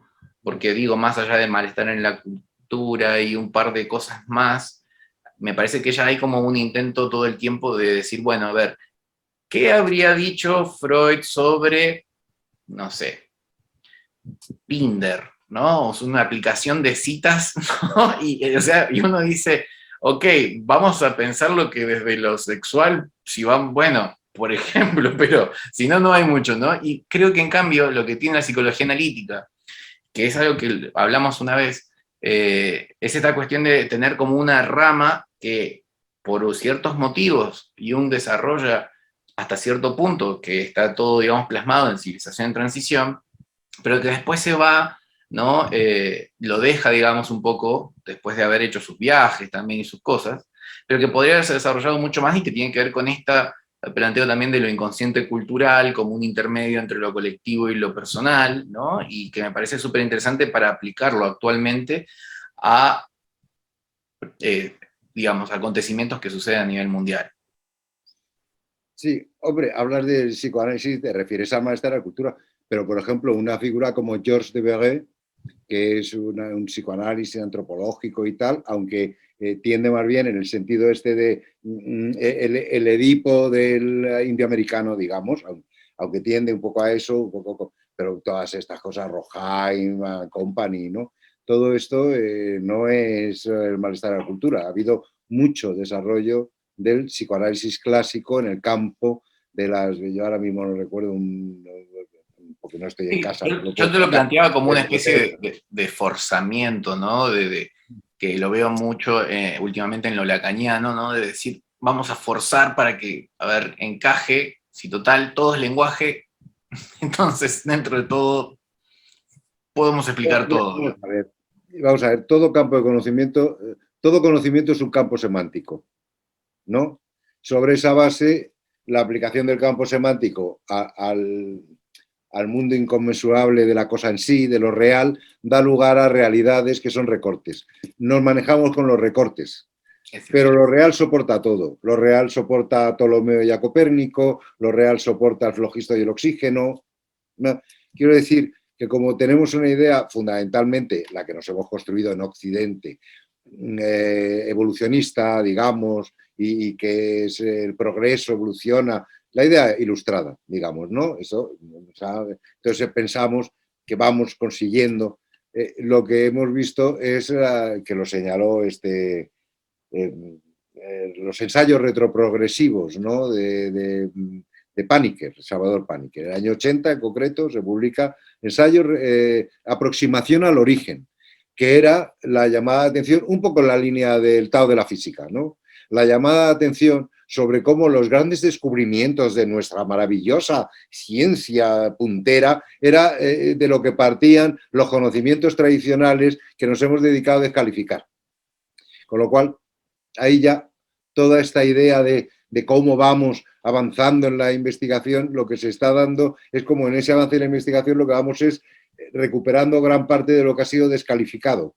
Por ejemplo, la lectura de los presocráticos en su aspecto chamanístico, que había sido señalado un poquito por este hombre, ahora mismo no recuerdo, este inglés, de los griegos y lo irracional. Los griegos y lo irracional, este autor inglés importante y tal. Pero bueno, luego han venido estos Kingsley and Company y tal, el aspecto de Empédocles como chamán, por supuesto Pitágoras, bla, bla, bla, con lo cual se da Parménides. Entonces, se da una lectura de estos presocráticos que fueron como, siempre han sido una fuente de reflexión, evidentemente, ¿no? Pero bueno, ahora una reflexión sobre los presocráticos pillando aspectos de carácter chamánico, o chamanístico, mejor dicho, que no habían sido atendidos o que no habían sido colocados en lo irracional. O el tema este del mito al logos, ¿no? El aspecto de este alemán y tal, que pues se titula así, del mito al logos, como que es la idea de cómo se va pasando de la religión al mito, del mito a la religión, de la religión a la filosofía, de la filosofía a la ciencia. Sí. Entonces, en ese planteamiento, evidentemente, se va descalificando todo lo que no es lo que yo quiero subrayar como que es horrible, ¿no? Pasó, así se crea la ortodoxia cristiana en concreto, creando heterodoxos, por decirlo así. La ortodoxia se crea en contra de los gnósticos. Los gnósticos son los muy malos y entonces la ortodoxia se crea así. Se crea diciendo que otros son heterodoxos.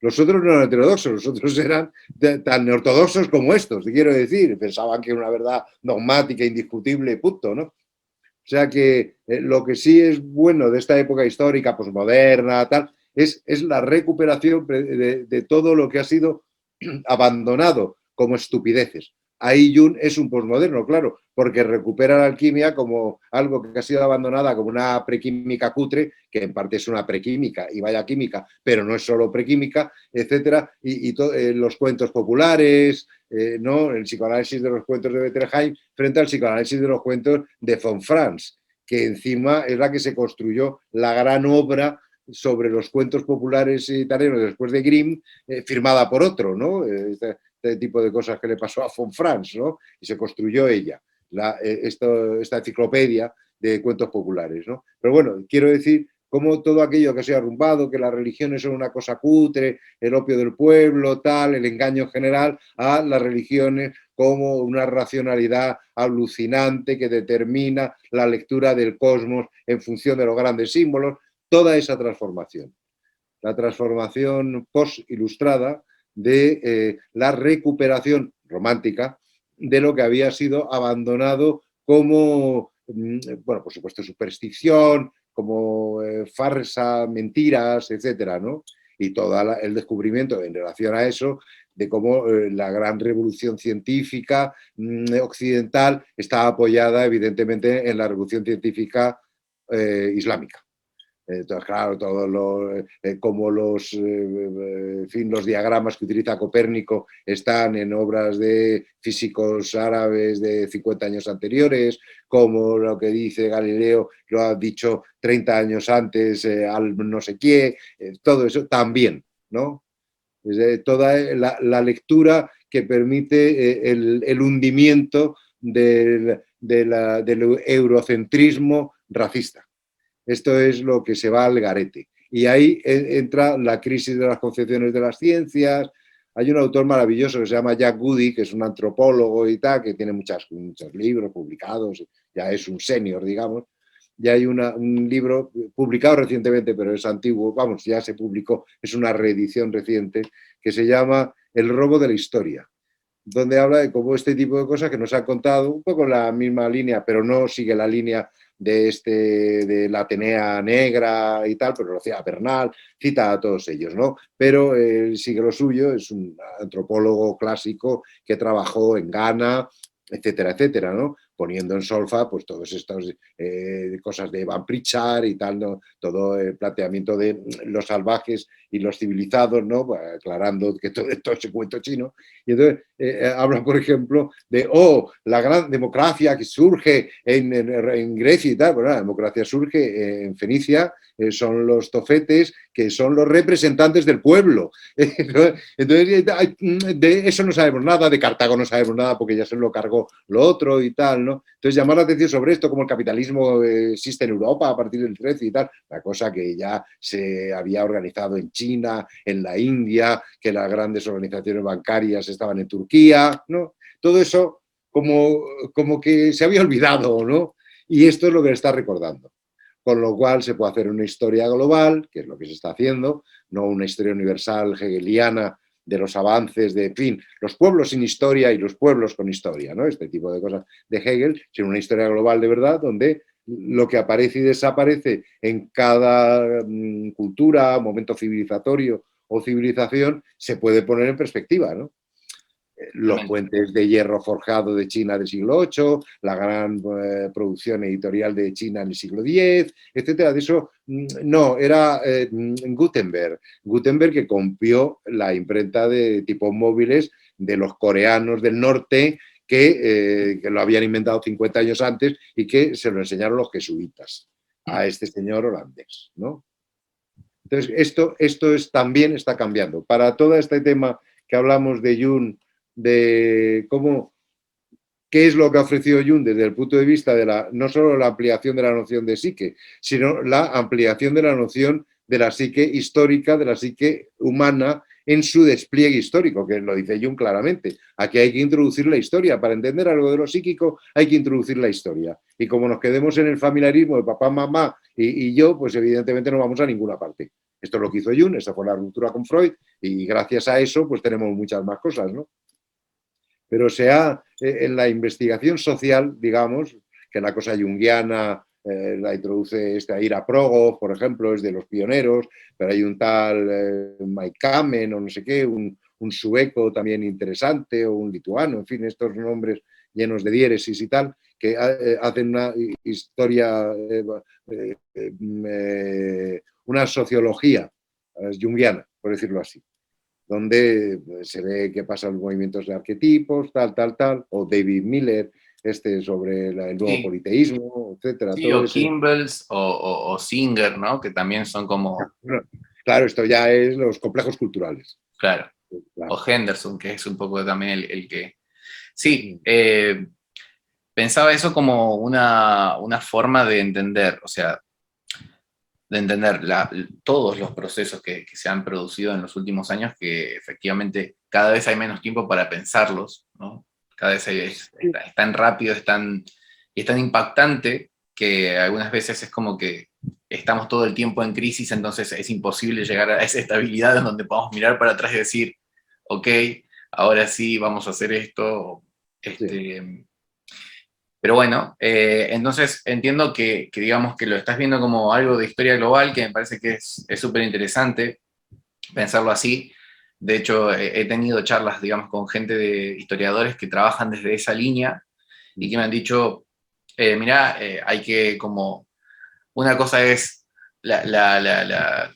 digamos, la historia como todo el mundo la conoce, en el manual que tienen los niños en el colegio, y otra cosa es, ¿no? Y ellos hacen esta cosa más puntual de decir, bueno, ¿quién estuvo? ¿Cómo se crearon los impuestos en Inglaterra? Bueno, a partir de una intoxicación que hubo con cerveza, porque, ¿no? O sea, hay toda una cosa así que me parece que es súper interesante, que hay gente que lo está haciendo también a nivel, digamos, psicología, y eso, que algunas veces incomoda, porque uno dice, bueno, y esto o aquello, y entonces empieza a ver, pero está bueno porque empieza a haber un debate en donde también se pone a Jung como persona, ¿no? Y ya no solo como el autor de ideas que nos impactan, sino como, a ver, Eh, Está bien, claro, ahí entran otras cosas y otras ramas, ¿no? Que también otras, o ideas de colectivos, ¿no? Que empiezan con las críticas, que Jung se comportaba de determinada manera, o que era así, o que era así, o que lo echaron de la clínica de Burgos-Lee, pero de todo he escuchado, ¿no? Sí, sí, sí, sí, sí. He escuchado cosas de ese estilo planteadas. Después de la clínica Burgos-Lee, cuando ya tenía el casoplón, gracias a la fortuna de su esposa. Bueno, Ahí sí se va, mientras vivían todos en Burgos-Lee. bueno, pero supuestamente lo que han descubierto últimamente es que buscando en realidad, esto es muy interesante porque esto es en vivo y en directo, digamos, de alguna forma, ¿no? O sea, no es natural, digamos, lo que está sucediendo acá. Nos ha pasado siempre que hablamos. Eh, hay una investigación actual que se está haciendo sobre el test de asociación de palabras, Sí. de manera muy, muy seria. Y claro, hay una parte que corresponde a Jung, pero no es todo, no es Jung el creador del test de asociación de palabras, No, sino que es la forma en que interpreta Jung tiene una claro. particularidad. Pero bueno, estos historiadores se han ido acercando pero a los registros de la época, a los diarios, etcétera, que tenía cada uno de estos personajes. Y aparentemente, digamos, el jefe de Jung tampoco se lo bancaba mucho, digamos, soportaba mucho su humor, o había este tipo de cosas que aparecen anecdóticas y que, bueno, uno tiene también para contrarrestar otros diarios de otras personas. Entonces se da todo como una cuestión ahí muy, muy particular, muy interesante porque hace a la persona como tal, ¿no? Como cuando le preguntan, digamos, la famosa pregunta de ¿usted quiere ser un hombre perfecto? Y él dice, quiero ser un hombre completo, o quiere ser un muy buen hombre. No, yo quiero ser completo, ¿no? Y creo que lo logró. No porque quisiera, pero sino porque lo obligaron. Bueno, la parte esta, la sombra y tal. Pero bueno, por Sí. ejemplo, el test de asociación de palabras, el test de asociación de palabras es un invento de Galton que le dice a Boone Galton que puede ser un instrumento interesante en psicología, en el momento del desarrollo de la psicología experimental, que es fundamentalmente un análisis de la sensación. El test de asociación de palabras permite un análisis de contenidos psicológicos que van más allá de la sensación, van más allá de lo psicofísico. Ahí lo toma Kraepelin, que es, además de ser el gran renovador de la psiquiatría y tal, es el discípulo de Wundt y es la investigación psiquiátrica a través del test de asociación de palabras. Empieza con Kraepelin, Aschaffenburg y con los Sommer, con los discípulos de Kraepelin en 1890 y tantos. Jung, la clínica Burgos-Lee, Roger, lo toman porque lo trae Ricklin, que ha trabajado en Múnich Sí, exacto. con Franz Ricklin, y entonces lo hacen en la clínica Burgos-Lee, no tanto para la investigación cognitiva de cómo hasta qué punto se queda o no se queda con las palabras, las asociaciones, etcétera, no para lo cognitivo, sino para lo emocional, considerando que la atención, en el términos de Breuer, es un hecho emocional y que, por lo tanto, las modificaciones de la atención implican modificaciones emocionales. El concepto de complejo de tonalidad, el complejo sentimentalmente acentuado, complejo de representaciones psíquicas y demora del tiempo de respuesta, del tiempo de reacción, esto es todo de Ziegen, que es otro psiquiatra no crepeliniano, pero sí de la época, que es el otro gran investigador en las asociaciones, en este caso infantiles. Todo es 1890 y tantos. En 1902 ya están en la clínica Burgos-Lee trabajando para crear un instrumento diagnóstico. Entonces utilizan el test de asociación de palabras no para el análisis como lo hacía Kraepelin en concreto, del valor de la fatiga, el papel de la fatiga en el rendimiento intelectual, sino para la investigación de las emociones. Y ahí ahí dan una formulación a los complejos, que ya eran de Ziegen, la idea de un complejo de representación asociados a una emoción, pero lo que descubren con esto es que estos complejos son inconscientes en su mayor parte, porque el personal no se entera de por qué ha dicho eso o ha dejado de decir lo otro. Y ahí es donde esto es la gran propuesta junguiana por la cual entra en la academia, digamos. Su tesis doctoral es sobre los tiempos de reacción en el experimento de asociación, el discurso para entrar en la universidad como Privatdozent, como catedrático sin remuneración, es sobre los fenómenos de reproducción, el test de reproducción, los test de asociación, para demostrar que los indicios de complejo, que son 12 indicios de complejo, los importantes son la demora del tipo de reacción, la no identidad de palabras de respuesta en la reproducción del test y en fin, en esta demora la palabra crítica y las palabras postcríticas, las respuestas a el asesino que acaba de matar a una vieja de pelo blanco. Vieja de pelo blanco, tarda 4 segundos en responder y responde cualquier cosa. Y las siguientes respuestas también tarda más. Esta era la investigación. Luego metieron la psicogalvanómetro, en fin, el psicogalvanómetro, el neumógrafo. El psicogalvanómetro también es una investigación de un neurólogo de Zúrich que trabaja con ellos gracias a estas investigaciones. Neurath, en fin, Otto Neurath, que es el que introduce la cosa esta del galvanómetro, que en Galvani había servido para ver que el impulso nervioso es un impulso eléctrico, es para lo que sirvió. Estos lo aplican para la lectura de la emoción. Ahí ven cómo se puede comprender el discurso incomprensible del psicótico, que era la cosa del amigo Jaspers, ¿no? El psicótico dice una cosa incomprensible y entonces no se puede acceder a él. Pues sí, se puede acceder a él porque en este test de asociación de palabras responde de tal manera que sabemos que estos son los complejos. Este es el complejo megalomaníaco, este es el complejo de enfermedad, este es el complejo de tal, que está en este sujeto. Luego ya la posibilidad con un psicótico de hacerse cargo de eso es más complicado que con un neurótico que puede modificar sus complejos. El psicótico puede modificarlos menos, al menos en esos psicóticos de 40 años de manicomio, ¿no? Del año 1860 a 1910, ¿no? Tipo de loco de manicomio, ¿no? Pero que todo ese test, lo que sí han descubierto en esta cosa ya más de Lola y tal, en fin, esta cosa que estaba refiriendo, cómo se lleva, qué dicen y tal, cuáles son los sujetos experimentales. Como en este estudio experimental el sujeto 7 es el propio Jung, donde se ve sus complejos económicos, sus complejos de tal, complejo de embarazo, tal. Como el sujeto tal es Sabina Spielrein, donde se ve tal, donde se ve cual. A ese nivel de la investigación es donde pueden decir, ah, mira, este es Pepito, este es Juanito, este es Bisbanger y este es el amigo Ferencia, el otro, en fin, Abraham, ¿no? Sí. Porque todo esto es un trabajo entre ellos, ¿no? Claro. Es muy, muy interesante porque son unos pioneros. Lo que pasa es que son unos pioneros la aplicación de la... Hombre, lo que hace Jung es introducir el psicoanálisis a la psiquiatría, introduciendo la psiquiatría experimental en el psicoanálisis. Eso es lo que hace Jung. Ni más ni menos.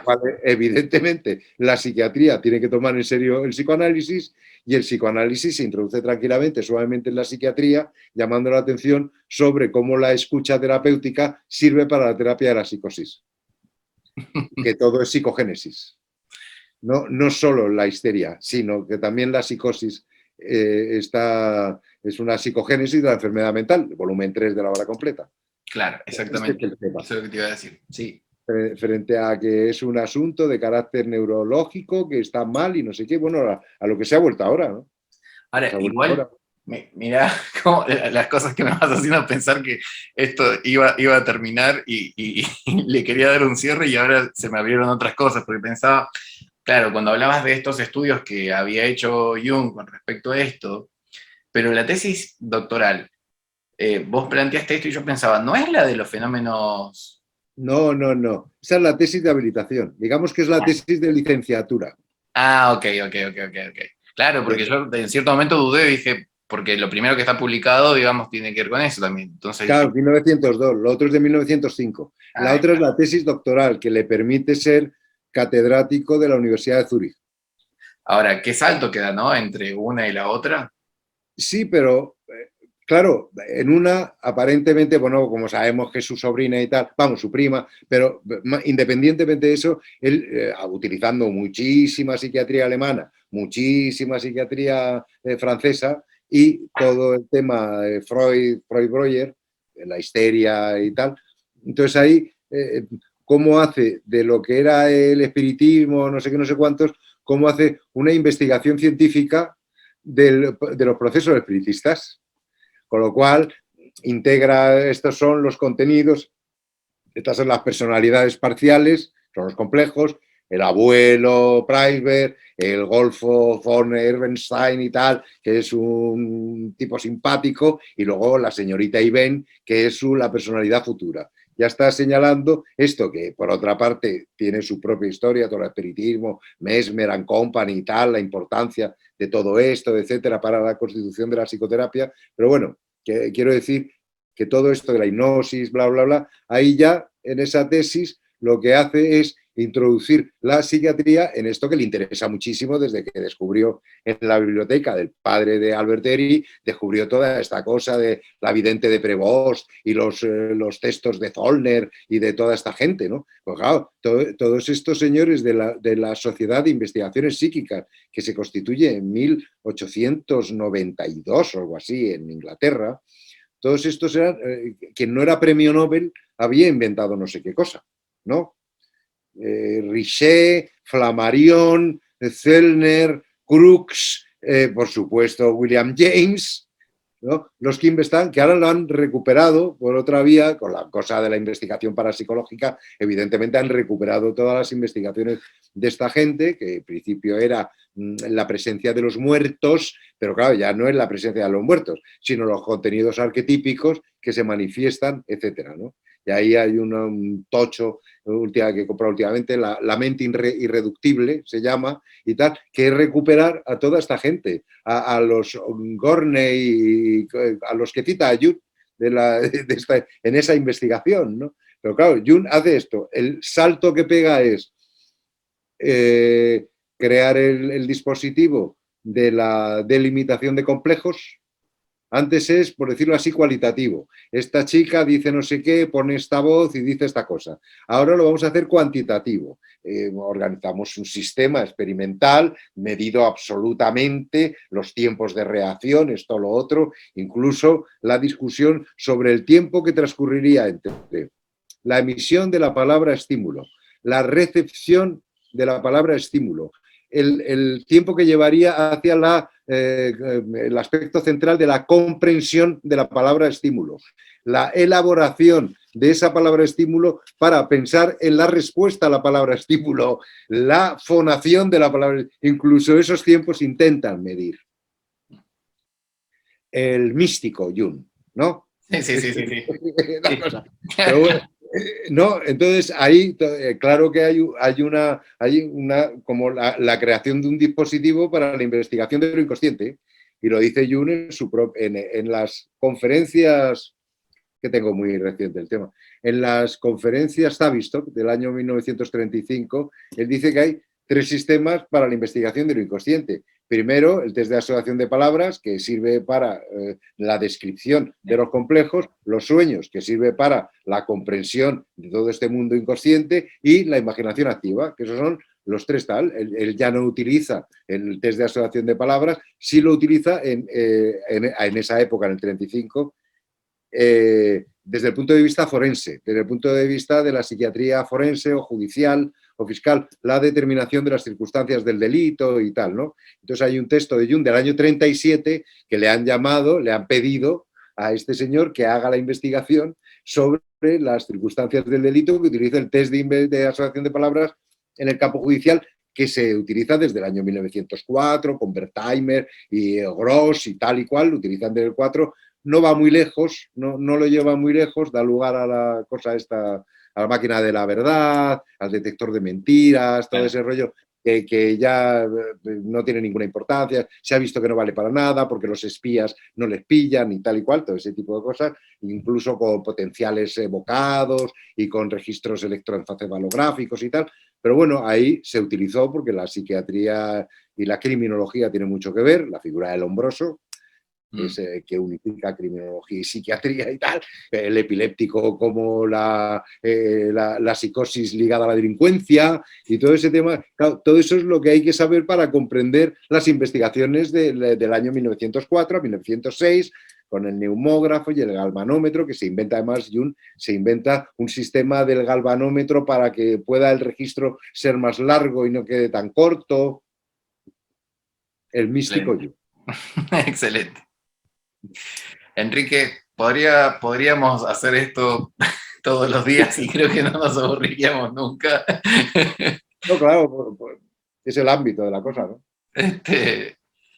Nada, te quería hacer una consulta última, ya como para cerrar. Si hay algún mensaje o alguna idea que quieras para las personas tanto para las personas que se están acercando, digamos, a lo junguiano, como para las personas que ya te conocen o que ya tienen mucha experiencia también.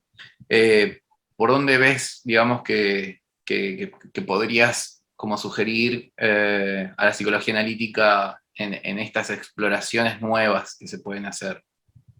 ¿Cuál sería tu Bueno, sugerencia? sería ponerme en un lugar en el que no sé y tal, pero creo que habría que investigar más a fondo la noción de arquetipo, que tenemos una idea más bien platónica de algo que se transmite de alguna forma y tal. Habría que investigar más qué significa arquetipo, que vaya más allá de la identificación inmediata con los mitologemas o incluso con los dioses y tal. Pero claro, el arquetipo, el Yi-Jin, el I Ching, ¿cuántos arquetipos son? ¿No?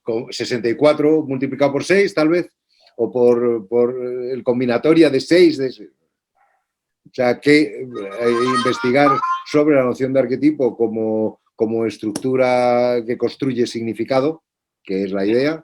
Entonces, ¿qué tipo de significado? Porque, claro, los significados tienen que ser pensados en los términos del orden simbólico de cada comunidad cultural, etcétera, etcétera, y todo eso, es decir, más investigar por ahí, más que la idea esta de lo inconsciente colectivo como lo inconsciente del colectivo, que en parte es así, pero históricamente aparece como el estrato colectivo del inconsciente del individuo, que le unifica con los otros individuos, y que la aparición de Botan y tal es que resuenan los inconscientes colectivos de los individuos ante un acojone de la conciencia individual en términos colectivos de la época nazi, de todas ellas, ¿no? Entonces, investigar más lo inconsciente colectivo, que está criticado como un concepto metafísico que no puede ser fundamentado, no sé qué, no sé cuántos, más la investigación epistemológica, por decirlo así, sobre los conceptos de Jung. Esto es interesante, un poco se está haciendo, hay algunos autores, hay un libro, Jung y la filosofía y tal, crítico y no crítico, bastante interesante, y la idea de lo inconsciente colectivo en su asociación con la psique objetiva y todos los procesos de sincronicidad, claro. Entonces hay ahí más discursos, yo que sé, el de Erwin Laszlo, por ejemplo, ¿no? Que habla de cómo la materia y el espíritu es lo mismo, pero diferente frecuencia de las mismas ondas, ¿no? Esto, por ejemplo, es de esos niveles que también los intentan justificar o argumentar desde el punto de vista científico y de las investigaciones y tal, ir más por esa investigación que saque de esta especie de vulgata de lo inconsciente colectivo, como que es algo que se identifica con el imaginario colectivo, por ejemplo, que no tiene nada que ver.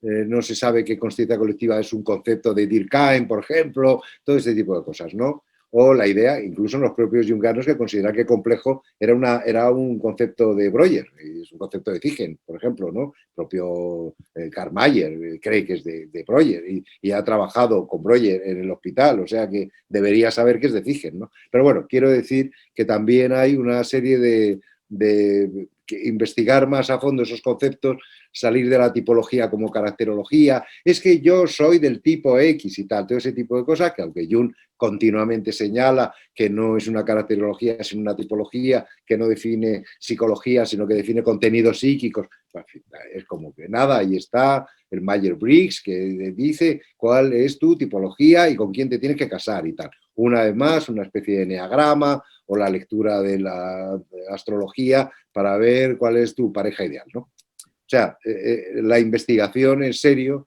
de todo ello yo creo que se está haciendo y que van a ir por ahí los tiros, porque si no lo otro es la vulgata, ¿no? En fin, que digamos, pasar del determinismo biológico a un determinismo psíquico que una vez más borra la responsabilidad individual del yo empírico, ¿no? Totalmente. Y eso es lo que hay que evitar, porque el yo es verdaderamente de lo único que podemos dar fe. Todo lo demás son cosas que se le ocurren al yo. El recuerdo del sueño, la hipótesis Gaia, lo que sea, ¿no? Enrique, como siempre, muchísimas gracias. Venga, sí. Como sabés, esto es algo que hacemos buscando la divulgación de la manera más seria posible, de la manera más agradable también, encontrándonos con las personas que forman parte de la historia. Así que yo creo que te agradezco tu tiempo, porque la verdad es que sabés, yo creo que lo sabés, y si no lo sabés te lo digo, sos parte de la historia y un representante que por lo menos para nosotros, ha hecho cosas que han cambiado, digamos, las reglas del juego. Así que te lo agradecemos El mucho. representante comercial, el viajante de este dramaturgo, ¿no? La muerte del viajante. Con mi maletita, saco la maleta, bien ustedes, lo que tenemos. Así que Venga, bueno, muchas gracias. montadlo bien y que gane el mejor. ¿Vale? Dale. Venga.